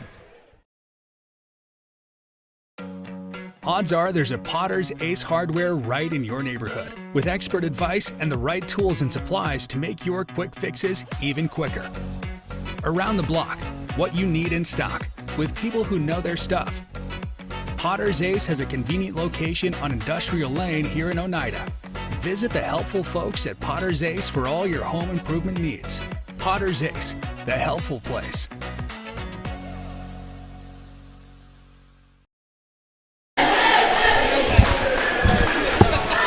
Welcome back. The Oneida Indians and the Harriman Blue Devils. Tied at 37. Inbounds. McCullum loses the handle on it. Mason Keaton gets it to Jacob Perry. Perry back over to Keaton. So out of the timeout, Harriman timeout, Oneida turns them over. And now Keaton works right, goes back left, spinning, wants to take it in on Hickman. Hanging jumper short. Rebound, Hickman. Goes to McCullum. McCullum loses it again. It's Mason Keaton with the steal. He'll take it for the layup, no good. Backside, Lindbergh, back up, good. Landon Lindbergh gets the 2. It's Oneida by 2. 39-37, back the other way. Christ with the basketball to McCullum. McCullum pitches it out to Talon Moore for 3. No good. Rebound, nice box out, Zeb Spradlin. Now Perry. 1:20 to play in the third. Perry wants to attack the baseline, takes it in, loops it up. No good. Rebound, Spradlin. That's over the back. Yeah. Zeb Spradlin was hacked by who? Jordan McCullum with his first foul. Yeah, that was over the back. Sure was. He was going up for the rebound, but that was good job by Zeb. 1:19 to play in the third quarter. And here comes Caden Rector, going to give Mason Keaton a little rest. Sam Bell, Jacob Perry, Zeb Spradlin, and Landon Lindbergh out there with Caden. The lob in. Catch made by Spradlin. Wants to take it in on Hickman. Now gets it out to Lindbergh. Ball fake, drives all the way under. Hanging shot. No good. Rebound. Palmed by McCullum. He'll clear it away to Grayson Christ. 1 minute to go in the third quarter. Christ back to McCullum. Back to Christ. Around to Moore. Backing in as Hickman is thrown into rear court. And that's going to be thrown away. It'll be Oneida basketball. Big turnover right there. Get the possession back to the Indians. Man, they played well. So Oneida will bring it inside front court with Caden Rector to work the ball inbounds. Rector fires it into rear court for Jacob Perry. And Harriman slated to get the ball to start the fourth and final quarter. Oneida with a 2-point lead in the ball here in the third. Lindbergh back out to Sam Bell. Over on the left side, Perry spins, pulls up, shot blocked by McCullum. Perry stays with it and scores. Nice job. Jacob Perry gets the 2. It's a 4-point game. Here's McCullum down court, spinning, kicks to the corner. Now they reverse it around. Pelfrey driving through, dishes to Xavier Hickman for the lay-in. Good. Oneida by 2 with 20 seconds to play in the third. In front court, Perry with the basketball. Perry passes to the corner. Landon Lindbergh gets a pick, steps right, takes a stab at the elbow, backs up, now looks for help. And what we got, a pushing foul against Zeb Spradlin here. That for Zeb will be his fourth. Yeah. And now Harriman going to get the ball to start the fourth. They're down 2, going to try to get a tie or maybe a 1-point lead on this trip. Oneida pressuring. Inbounds here is to McCollum. McCollum starting right, gets free throw line, hanging jumper, no good, and that's the end of the third quarter of play. We take this break, telling you the score at the end of 3. It is the Oneida Indians 41 and the Harriman Blue Devils 39. El Rey is Scott County's home for great Mexican flavor. Located in Oneida Plaza, we're just up the sidewalk from Walmart. From our fresh chips that are made daily to our chicken or beef fajitas that are big enough to share, El Rey uses the freshest ingredients to serve authentic Mexican dishes that will be a hit with the entire family. Stop in before the game on Friday or pop in on Saturday and watch college football on one of nearly a dozen screens while you eat. That's El Rey Azteca, open until 9 p.m. Sunday through Thursday and 10 p.m. on weekends.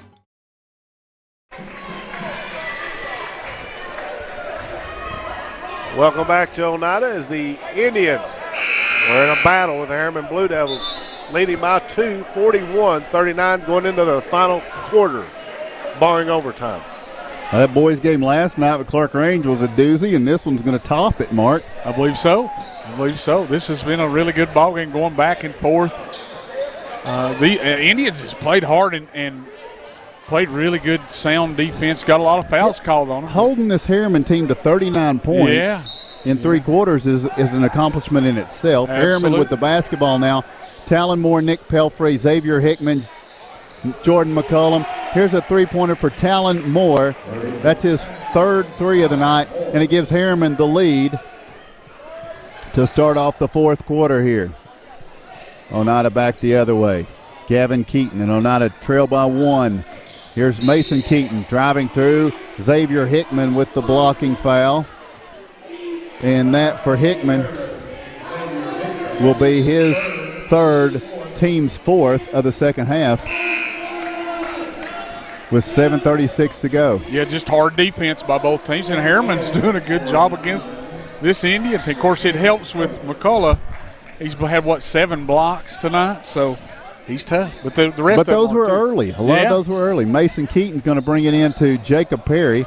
Perry circles off a pick, drives through, running one-hander. He floats it in. He kind of caught McCollum in between, should I go for this or not? Perry gives Oneida the 1-point lead, 43-42. Moore back over now to Pelfrey. Back to Moore. They work around the horn with the basketball. McCollum out top, Pelfrey. 7 minutes to play in this one. And this is Nasir Stokes and Pelfrey working with it out top. McCollum working down near the baseline, flashing free throw line. They're trying to get it to him. Oneida collapsing in pretty good here. Now they get it to McCollum. Now they work it back out. Pelfrey, deep 3, good. Wow. And Pelfrey didn't play a whole lot in the third quarter, right? We wondered about that. Yeah, he was out. I don't know if something's going on with him, but he was out most of the third quarter. Harriman gains a 2-point edge with 6.5 to go. Mason Keaton in front court with the basketball. Keaton starts right. Pass goes over to Gavin Keaton. Lob down. It's going to be Perry. Ball fake. Gets it to Zeb Spradlin. His shot no good, but he's fouled by McCollum, I believe. The official giving an explanation to Harriman. They thought it was a clean block. He says no, it was not. Well, he's had 7 clean blocks. He did. Yeah. That was on the arm, looked like. So Zeb Spradlin's got 2 free throws, the first of which is good. That's Zeb's first point of the night. Big free throw by Zeb. Zeb's had 5 rebounds so far. Doing a good job on the board and doing a good job on McCullough. They've called him for several fouls, but he's beat him up. Zeb knocks them both down. We're tied at 45 with 6:10 to play. Harriman with the basketball, working around the perimeter. Oh, and now they get it over to Moore. He hits Hickman. Hickman to Pelfrey for a deep 3, no good, but the rebound comes off long. Ball's loose. Battle for it. McCollum with it, starting right, driving through. He dishes. The ball is loose, and it rolls out to the corner for a 3 that is good from Moore. Talon Moore knocks down the 3-pointer, And Harriman goes up 48-45 on a ball that just trickled right out to him. It did, and but they kept battling, both teams back and forth. Perry to Spradlin, now around to Mason Keaton. Keaton working through the paint, kicks it out. Perry going to try to tie it. Did. And Oneida takes a timeout. Will take the same. Your score with 5:25 remaining. It's Oneida 48, Harriman 48. Home improvement doesn't have to break the bank. At Salvage LLC, we have everything you need to finish your new home or to give a makeover to your existing home. From a full line of laminated and vinyl flooring to interior and exterior doors to crown molding and baseboards, start your next home project at Salvage LLC. Stop by and check out our model kitchen setup for ideas on how to take your kitchen from functional to stunning. Salvage LLC is located on Industrial Lane in Oneida. Open 8:30 a.m. until 5 p.m., Monday through Friday. Find us online at salvagellc.net. Welcome back to Oneida out of a timeout. 5:25 left to go in this. We're tied at 48. Gentlemen, we're tied at 48 with a basketball team that's had a lot of games under their belt so far. We've only had one and only had a few practices, right? Well, I was making those excuses before the game ever started. Yeah. You remember. Yes, you was. And I was agreeing with you. And it's just the truth. But good old hard work on defense, and that's what's kept us in this ball game. We have just worked our tails off tonight, guys. All right, it's Lindbergh, the Keatons, Mason and Gavin, Zeb Spradlin, and Jacob Perry. For Harriman, out of this Oneida timeout, which Oneida's in a 2-3 zone now here out of this timeout. 5 minutes to play. McCullum and Hickman down low. Here's McCullum, free throw line. They work through him. Back over to Carter Smith, who drives the baseline. Bounce feed over, and this is going to be Moore. He's hit three threes this half. It's no good. Rebound is going to be Spradlin. We're tied, and Mason Keaton's in front court working against Pelfrey to the corner. Gavin Keaton, the three is short. Rebound is going to be pulled in by McCullum, and McCullum in transition going to be fouled here by Landon Lindbergh. That will be his fourth, and it will be McCullum to the line, shooting a 1-and-1. Jordan McCullum, Mark, he had 19 in the first half. He's only had 2 points this half. Yeah, we've adjusted a little bit. He's getting down in the paint. Harriman, this will be their first free throw after they shot 18 in the first half. Yeah, everybody's converging on him when he gets the ball in the paint, so they're kicking him out, and he's not shooting as many either. It's the front end of a 1-and-1. He knocks it down, gives Harriman a 1-point lead, 49-48. But that goes to the Oneida defense. So. Second free throw is good. So Harriman leads 50-48. Lindbergh now with 4 fouls. Spradlin 4 fouls. Ryland Duncan 4 fouls. And right now Duncan and Lindbergh are out there with those 4. And we have a blocking foul here on Pelfrey. That's the 6th team foul on Harriman. Pelfrey's first. Yeah, Pelfrey D'ing up hard, man. It's just back and forth. Pelfrey working hard there, but he got the call for the foul. So Oneida will be in the bonus. Now the inbounds to Mason Keaton. Oneida down 2 with 4:29 and ticking in this one. Keaton works left. Now he's going to drive all the way through, kicks it out to the side, and a blocking foul on Harriman. Keaton's going to the line for 1-and-1. Yeah, who they calling that one? I don't know, but I don't think he was moving. It's going to be on Moore. That's his 4th. That's the big 3-point shooter for Harriman. Yeah. Talon Moore picks up his 4th. And I think that may have, I don't know. Anyway, Mason at the line for the 1-and-1. The shot won't go. Battle for the rebound out to the corner. It's going to be tipped and saved in by Oneida. Mason Keaton with it. Loses it. Kicks it out to Lindbergh. A lot of bodies hit the floor over there. Looks like everybody's okay. 4 minutes to go. Oneida down 2. And it was Ryland Duncan chasing for it and helping to save it. And now Keaton circling back out high off a pick from Duncan. Takes a stab. Goes to Lindbergh in the corner. Back out to Keaton. Reset this thing. 50-48. Harriman by 2. Jacob Perry for 3. It's short. Rebound comes off long, and Perry saves it into front court to Spradlin. Lindbergh to the corner. Keaton for 3. Good. Mason Keaton takes advantage of the second chance points, and Oneida goes up 1, 51-50 as Coach Jacob King exhorts his crowd. 3:32 to play. We'll take the break with your score. It's Oneida 51, Harriman 50. A responsible local bank must branch out into the community it serves. At First National Bank, we realize a community bank must be a strong partner with the community. That's why First National Bank doesn't have branches, but roots that are deeply embedded in the fundamentals and foundations set forth in the past, with a vision for fostering the potential for the future. Since 1904, First National Bank has had only one focus: you. First National Bank. Your family, your future, your bank. Member FDIC. Thank you, Tim. Welcome back. Oneida High School, the Indians lead 51-50, and neither one of these teams wants to go away. It's a good battle between Oneida and Harriman. Yeah. Just game number 2 for the Indians. They battled last night with Clark Range. Now tonight they're battling with Harriman. Great start to this 2021-2022 season. Here's Pelfrey. Hanging jumper won't fall. Oneida now with the ball in a 1-point lead. Mason Keaton will bring it into front court. Shading right. Now he's going to go left spin. Whoa! Takes it down through for the layup. No good. Rebound. Ryland Duncan is there and saves it out to Jacob Perry. He hits Gavin Keaton. Ryland Duncan works it over. This is going to be Keaton driving through. It's going to be tipped and stolen by Smith. Inside 3 minutes to go. Carter Smith with the basketball. Pelfrey kicks it to Carter Smith. He'll put up a 3. No good. Rebound Gavin Keaton. Great box out on Hickman. With 2:45 to play, Oneida with a 1-point lead in the basketball. Mason Keaton into front court. Here's Pelfrey out on Keaton. Man-to-man defense for Harriman. Now Lindbergh with it over on the right side. Circles off a pick, looks and goes back to Gavin Keaton. Now Mason Keaton circling, free throw line.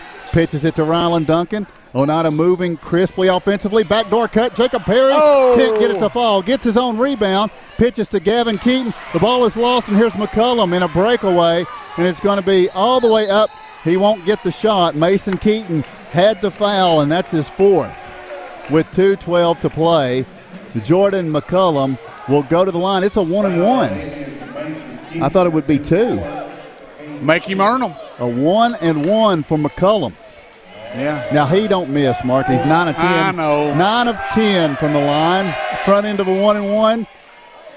It's no good. He don't miss. I thought it was a 1-and-1. It was 2. Well, he doesn't miss 2 in a row. Right? Keep talking that way. He doesn't miss 2 in a row with Oneida leading by 1. McCullum's second free throw is good. Ooh. So here we go. Tie game, 2:12 to go. Mason Keaton brings it across. Pass to Landon Lindbergh. Lindbergh wants to drive all the way through. Lays it up. Good. Landon Lindbergh. What about him? Woo. It is 53-51 Oneida with 1:45 to play. Pelfrey lobs it up. Lindbergh deflects it. It's taken by Moore. He lobs it down to Hickman. Hickman in a trap, looking for help. And a timeout. Shea Shannon bails him here with 1:37 to play. We take the break. Your score, it's Oneida 53, Harriman 51. Odds are there's a Potter's Ace Hardware right in your neighborhood, with expert advice and the right tools and supplies to make your quick fixes even quicker. Around the block, what you need in stock, with people who know their stuff. Potter's Ace has a convenient location on Industrial Lane here in Oneida. Visit the helpful folks at Potter's Ace for all your home improvement needs. Potter's Ace, the helpful place.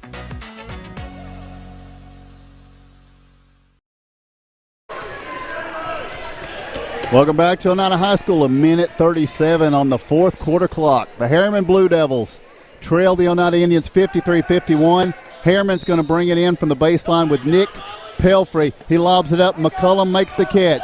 Trying to back down against Ryland Duncan. He starts right. He travels. McCullum takes steps. And Coach Shea Shannon is beside himself looking at the other officials. Yeah. So now Oneida will bring it in with a 2-point lead, 53-51. Harriman's got full court pressure on. Spradlin to work the ball in bounds, gets to Mason Keaton. Keaton trying to get past the double. It's going to be tipped away, and now they'll take it and lay it in for the 2. It's Nick Pelfrey who gets the steal and the lay-in, and Oneida takes the timeout. We're tied. We take the break. Oneida 53, Harriman 53. Home improvement doesn't have to break the bank. At Salvage LLC, we have everything you need to finish your new home or to give a makeover to your existing home. From a full line of laminated and vinyl flooring to interior and exterior doors to crown molding and baseboards, start your next home project at Salvage LLC. Stop by and check out our model kitchen setup for ideas on how to take your kitchen from functional to stunning. Salvage LLC is located on Industrial Lane in Oneida. Open 8:30 a.m. until 5 p.m., Monday through Friday. Find us online at salvagellc.net. Welcome back. Mark, 1:20 to go. We're tied at 53, Oneida and Harriman. It'll be Oneida basketball. What a game. What a game. Back and forth both ways. It was even at the halftime. It's even now with 1:20 left. I mean, it doesn't get any better than this. It's just game 2 this season. Yeah. What's it going to be like? Great defensive play by both teams, too. Oneida with a come from behind against Clark Range last night. Now the Indians will bring it in a tie game with Harriman, 53-53. Gavin Keaton's going to bring it into front court. He's guarded by Hickman. Backdoor cut, Perry into the paint, kicks it corner. Landon Lindbergh for 3, short. Rebound, Zeb Spradlin. His shot blocked away by McCullum, and now Pelfrey has it. Zeb tried to go back up with it. McCullum did a nice job defensively blocking it. Now Pelfrey on the drive, and what is it? A blocking foul in the end of the night for Landon Lindbergh, it would appear. So Harriman's going to the line. Wow, that was close. It'll be a 1-and-1. Lindbergh fouls out with 6 points. Yeah, and Lindbergh trying to get position on him, and Pelfrey looked like maybe Pelfrey lowered his shoulder there a little bit, but they didn't call it, so it went against us. So Pelfrey with 9 points tonight. He'll shoot the front end of a 1-and-1 in a 53-53 game. Pelfrey doesn't miss much either. This free throw is missed. Gavin Keaton peels it away and gets to Mason Keaton, who's into front court in a tie game with inside 50 seconds to play. Mason Keaton steps back, top of the key, now wants to drive, kicks it to the corner. Jacob Perry for 3, no good. Rebound, McCullum working against Brock West, and now McCullum is going to be fouled on the way to the basket. Now he was clearing Brock West away with the elbow early on, and Brock West did a good job of if he was going to foul him, he didn't let him get hit the easy. So now McCullum in a tie game will go to the line for 2 free throws, 34 and a half seconds to play. Tied at 53, Jordan McCullum. The first of 2 is on the way and good. 54-53, Harriman. McCullum, and this is pressure situation for McCullum, and he just sinks 2 of them. No, one. 1 point game with 30 seconds to play. Mason Keaton's going to bring it into front court. Oneida wants a timeout. Let's keep it right here. So the Indians, all you need's a bucket to get a lead. Yeah. With 27 seconds to go. And you know they're going to be all over Mason Keaton. We saw last night, sometimes you'll have a player like Mason Keaton that because he has the ability to maintain under intense pressure and hands all over him, sometimes they don't get the calls that other people get. There's this allowable touching or allowable hand checking, right, that takes place. You know what I'm talking about. Yeah. And so, because he's able to handle it, sometimes those don't go called. I don't think you can count on him getting a call here. No, he's not going to get a call. And he's going to probably have to drive maybe, and they've probably drawn something up. He maybe drive in the paint and kick it to. Because McCullum's going to be in the paint waiting for whoever's in there. Oh, yeah. Absolutely. I'm glad it's not my job to draw this up. Gavin Keaton's going to bring it inside front court. And this play underway. He gets it to Mason. Mason Keaton guarded by Pelfrey with 25 seconds to play. Keaton drifting left. Now he drives into the paint. Kicks it baseline. Spradlin kicks it out top. Mason Keaton's 3 is blocked. Loose basketball. Gavin Keaton back to Mason Keaton with 12. 11, 10 seconds. Keaton for 2. He got it. And Oneida takes the timeout. Oneida takes the timeout with the 1-point lead. What a play. Mason Keaton, Oneida stuck with it. Gavin Keaton gave him an extra chance. Yep, Gavin, they blocked the shot. Gavin Keaton, just a hustle play, was able to steal it back, get it to Mace. Mace takes it to the hole. Now, wow. Harriman has 8.6 seconds and the length of the court to go. They are trailing by 1. If Oneida fouls them, they get 2 free throws, regardless of what happens. Yep. If they were to miss and Oneida gets the ball, they foul Oneida. It's a 1-and-1 situation, but just 8.6 seconds to go. Here it goes. Coach Jason Pike with the last word for the defense here. Yep. And Harriman will bring it in with the length of the court to go. Oneida's going to go full court pressure here on this. Rylan Duncan's on McCullum. Zeb Spradlin, who's marked up, is on Hickman, and here we go. It's going to be Pelfrey to bring it in a 1-point game. He lobs it in, and it's going to be McCullum dribbling forward, driving through. The ball's loose. McCullum still loose with 3 seconds. He fires a 3. What happened? Harriman got a timeout with 3.6 seconds. It didn't appear to be a possession, but it's a timeout. We'll take a break, be back. 3.6 seconds. It's Oneida 55, Harriman 54. Home improvement doesn't have to break the bank. At Salvage LLC, we have everything you need to finish your new home or to give a makeover to your existing home. From a full line of laminated and vinyl flooring to interior and exterior doors to crown molding and baseboards, start your next home project at Salvage LLC. Stop by and check out our model kitchen setup for ideas on how to take your kitchen from functional to stunning. Salvage LLC is located on Industrial Lane in Oneida. Open 8:30 a.m. until 5 p.m., Monday through Friday. Find us online at salvagellc.net. Welcome back to Oneida. 3.6 seconds, folks. Oneida by 1. It's all coming down to this. Harriman's going to bring it in side front court with Talon Moore. He's got a lot of threes this half. Moore fires it in. Pelfrey for 3. It's no good. The putback, no good. The Indians survive the Harriman Blue Devils here in Oneida and get the win by 1. Harriman had 2 shots at it. Pelfrey and Hickman, and Oneida survives in this first meeting between these two this year. We take the break, telling you the score. A final tonight. Your undefeated Indians, now 2-0. And the Harriman Blue Devils fall to 1-4. It's Oneida 55, Harriman 54. Life is about choices. When it comes to your internet service provider, you've got a choice. Telepage. Telepage is internet service provided by local people you know and trust. Different service plans are available, tailored to provide speeds that fit your everyday needs. Telepage now offers fiber internet in select areas, with plans starting as low as $45.41 per month. Speeds up to 1 gig are available. Call 423-569-8595 for more information. That's Telepage, located at 258 South Main Street in Oneida. Visit telepage.net. South Fork Physical Therapy is proud to support the Scott High Highlanders and the Oneida Indians. With offices in both Huntsville and Oneida, one of our 6 doctors of physical therapy are always close by.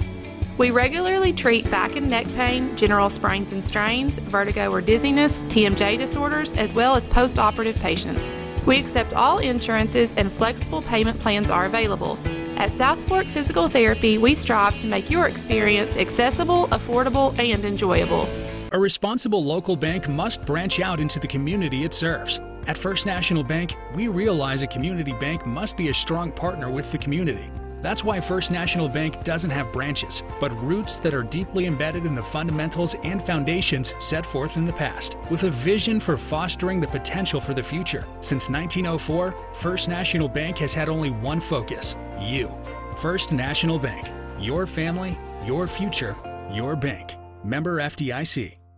Forget the bucket. Stop buying those expensive car care products. For a supreme clean, visit T&T Car Wash in Oneida. T&T Car Wash features the latest in touch-free car wash technology. T&T's touchless automatic wash bays are tough on road grime, but gentle on your car's finish. These feature-packed automatics give you complete control of the wash, including a wheel brush option. Want to wash it yourself? T&T also has traditional wash bays. And don't forget the interior, both vacuum and shampoo stations available. For a dynamite clean, T&T Car Wash, Oneida.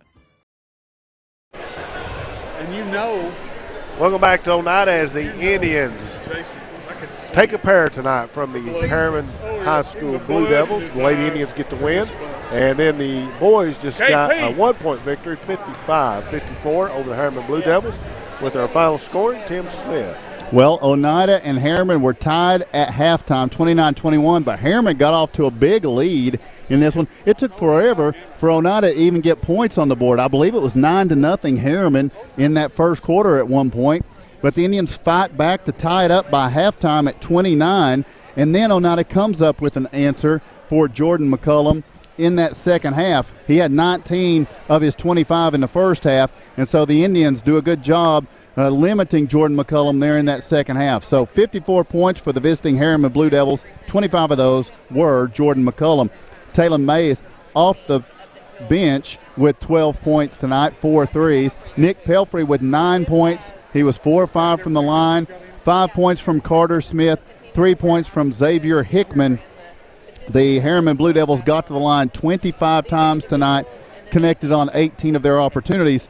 But they fall a point short here in Oneida, and they fall to 1-4 on the season. For the Oneida Indians, 55 points. Mason Keaton with 19, and some late heroics in this one on the way to his 19. 12 points from Jacob Perry, and then a very balanced scoring sheet. Gavin Keaton, 6. Landon Lindbergh, 6. 3 points, Brock West. 3 points, Caden Rector. 2 points, Zeb Spradlin. 2 points, Hayden Bronner, who also did a nice job coming in defensively against McCullum tonight. As the Indians shoot 10 free throws, they connect on 7 of those. And Oneida wins a thriller against the Harriman Blue Devils here in game number 2 of this young season. It's a 1-point victory. We'll take the break. We're going to catch up with Jacob King, talk to him about these 2 big opening season wins when we come back. Your final in this one, Oneida 55, Harriman 54.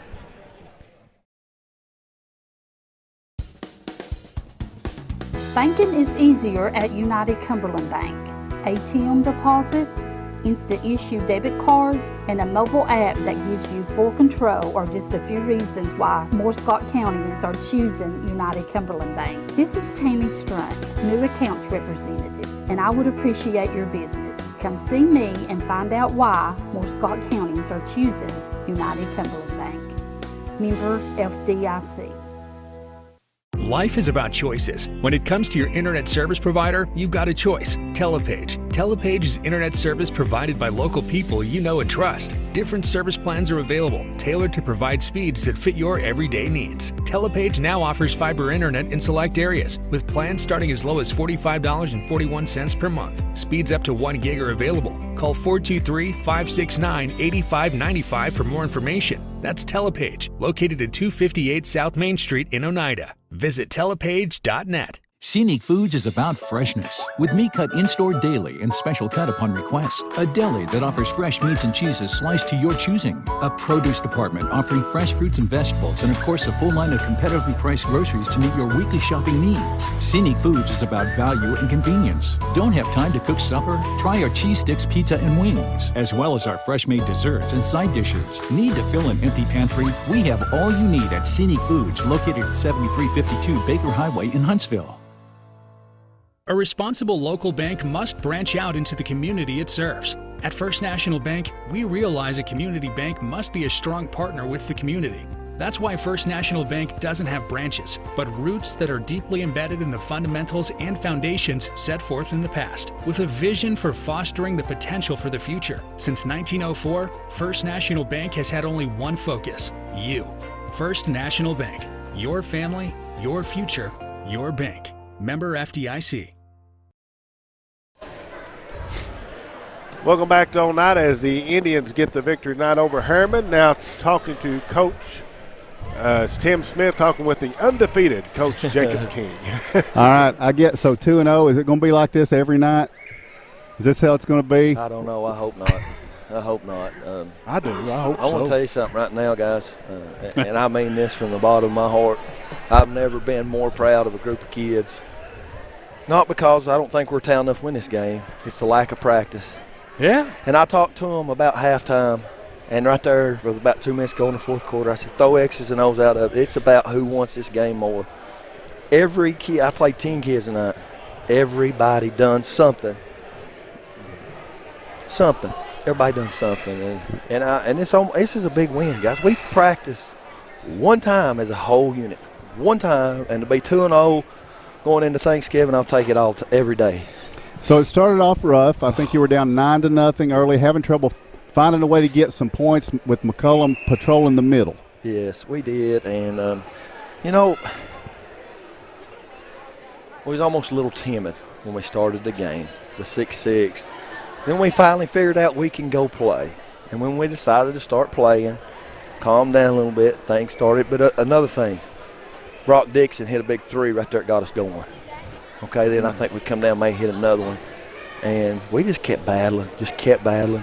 We missed should have never come down to that. We missed a little backdoor layup Jacob normally makes 9 out of 10 times. But, hey, kid's not got no legs. Gavin Keaton ain't got no legs. We just found a way to win.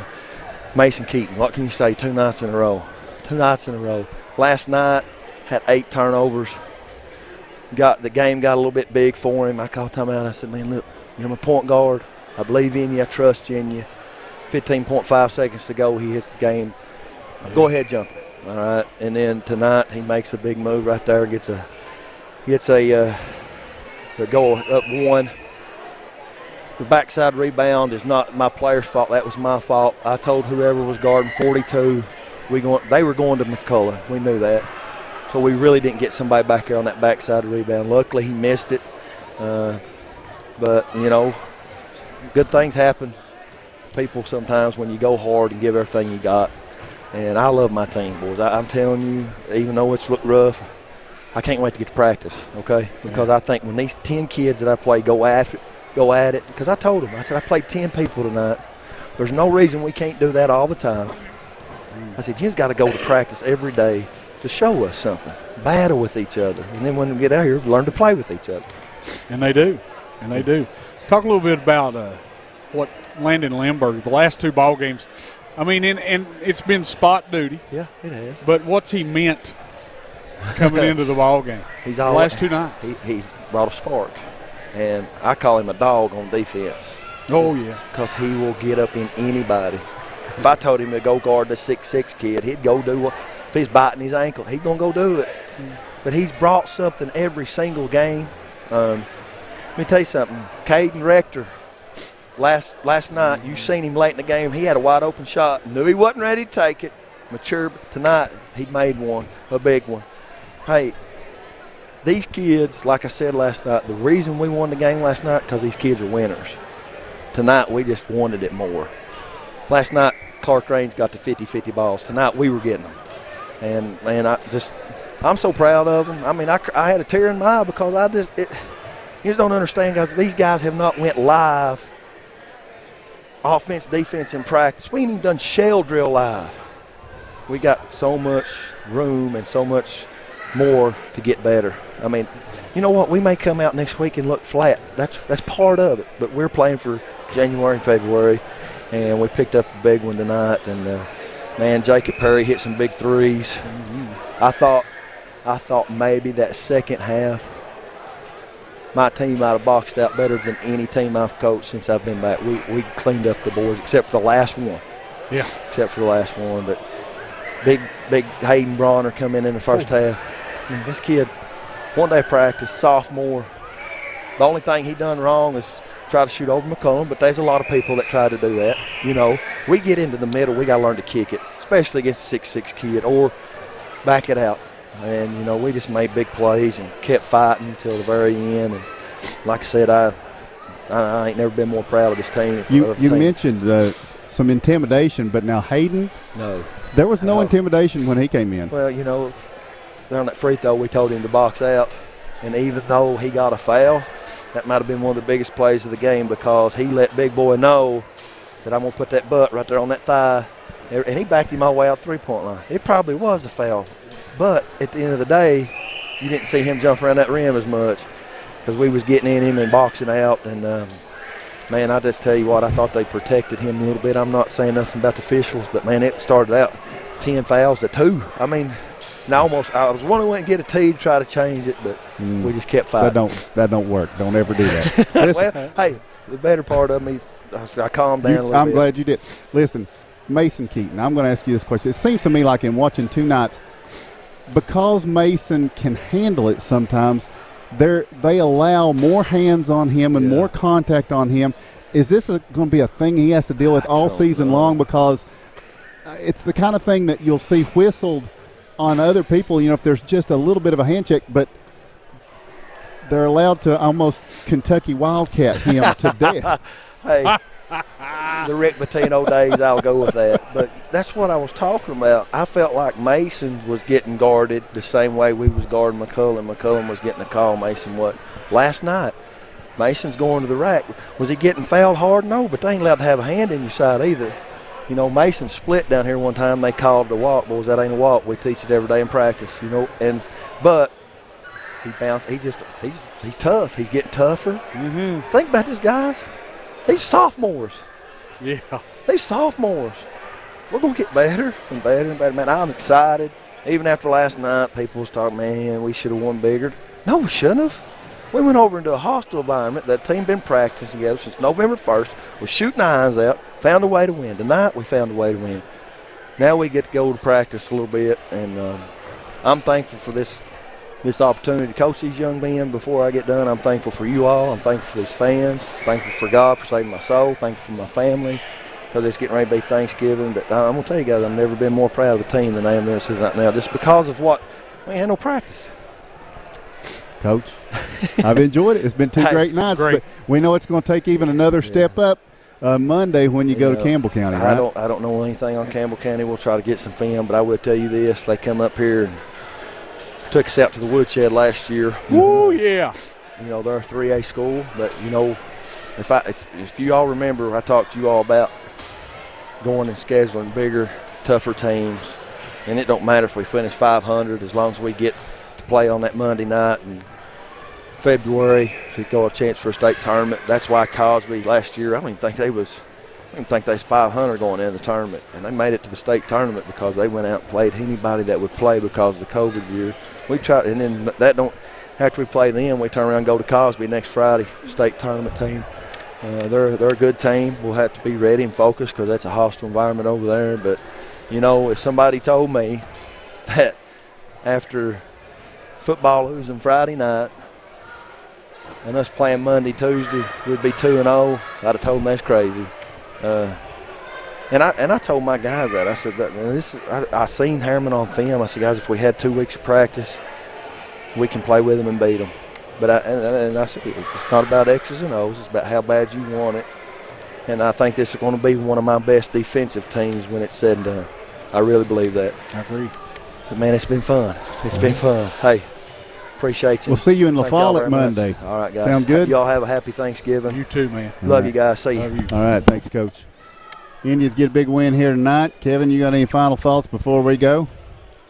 No, it's just both games were outstanding. The Lady Indians had that big lead and let Harriman Lady Devils come back on and make a ball game of it, but was able to stick tough and get the win there. Then the big win, as Jake King said tonight, against the Harriman Blue Devils, a rivalry game for us. Even though they're not in our district anymore, they're definitely in our region. We'll be looking to seeing them again later on down the road. All right, so the Lady Indians get the victory here tonight, and that will be their second. And then the Oneida Indians get the victory here against Harriman tonight, and that'll be their second. So Campbell County it is on Monday night. Mark, your final on this one? Well, great couple of nights of basketball. Not so much for the Lady Indians on the first one, but they found a way to get the win tonight. It was 32 points. 32 points we was ahead, and they come back, battle back. My hat's off to Harriman. But 2 great wins by the boys. just battled. They just battled, and I'm so proud of them. And we're going to get better and better and better, I think. Like Coach King said, probably the best defensive team that he's had, and I'm very impressed with that defense. Really am proud of these young men. Just getting started. And all happy right. Thanksgiving to everybody. Absolutely. We will see you all on Monday at La Follette when the Campbell County Lady Cougars and Campbell County Cougars host our Oneida Lady Indians and Indians. That's our next game for you. And we do want to wish everyone a very happy Thanksgiving. And we appreciate you tuning in tonight. We tell you once again the final in this boys game. It is the Oneida Indians 55, Harriman 54. For all those involved in the broadcasts, Ben Garrett, Greg Bond, Kevin Akers, Josh Akers, Mark Matthews, Tim Smith saying thanks for joining us. You've been listening to Oneida Basketball and watching Oneida Basketball on the IH Sports Network.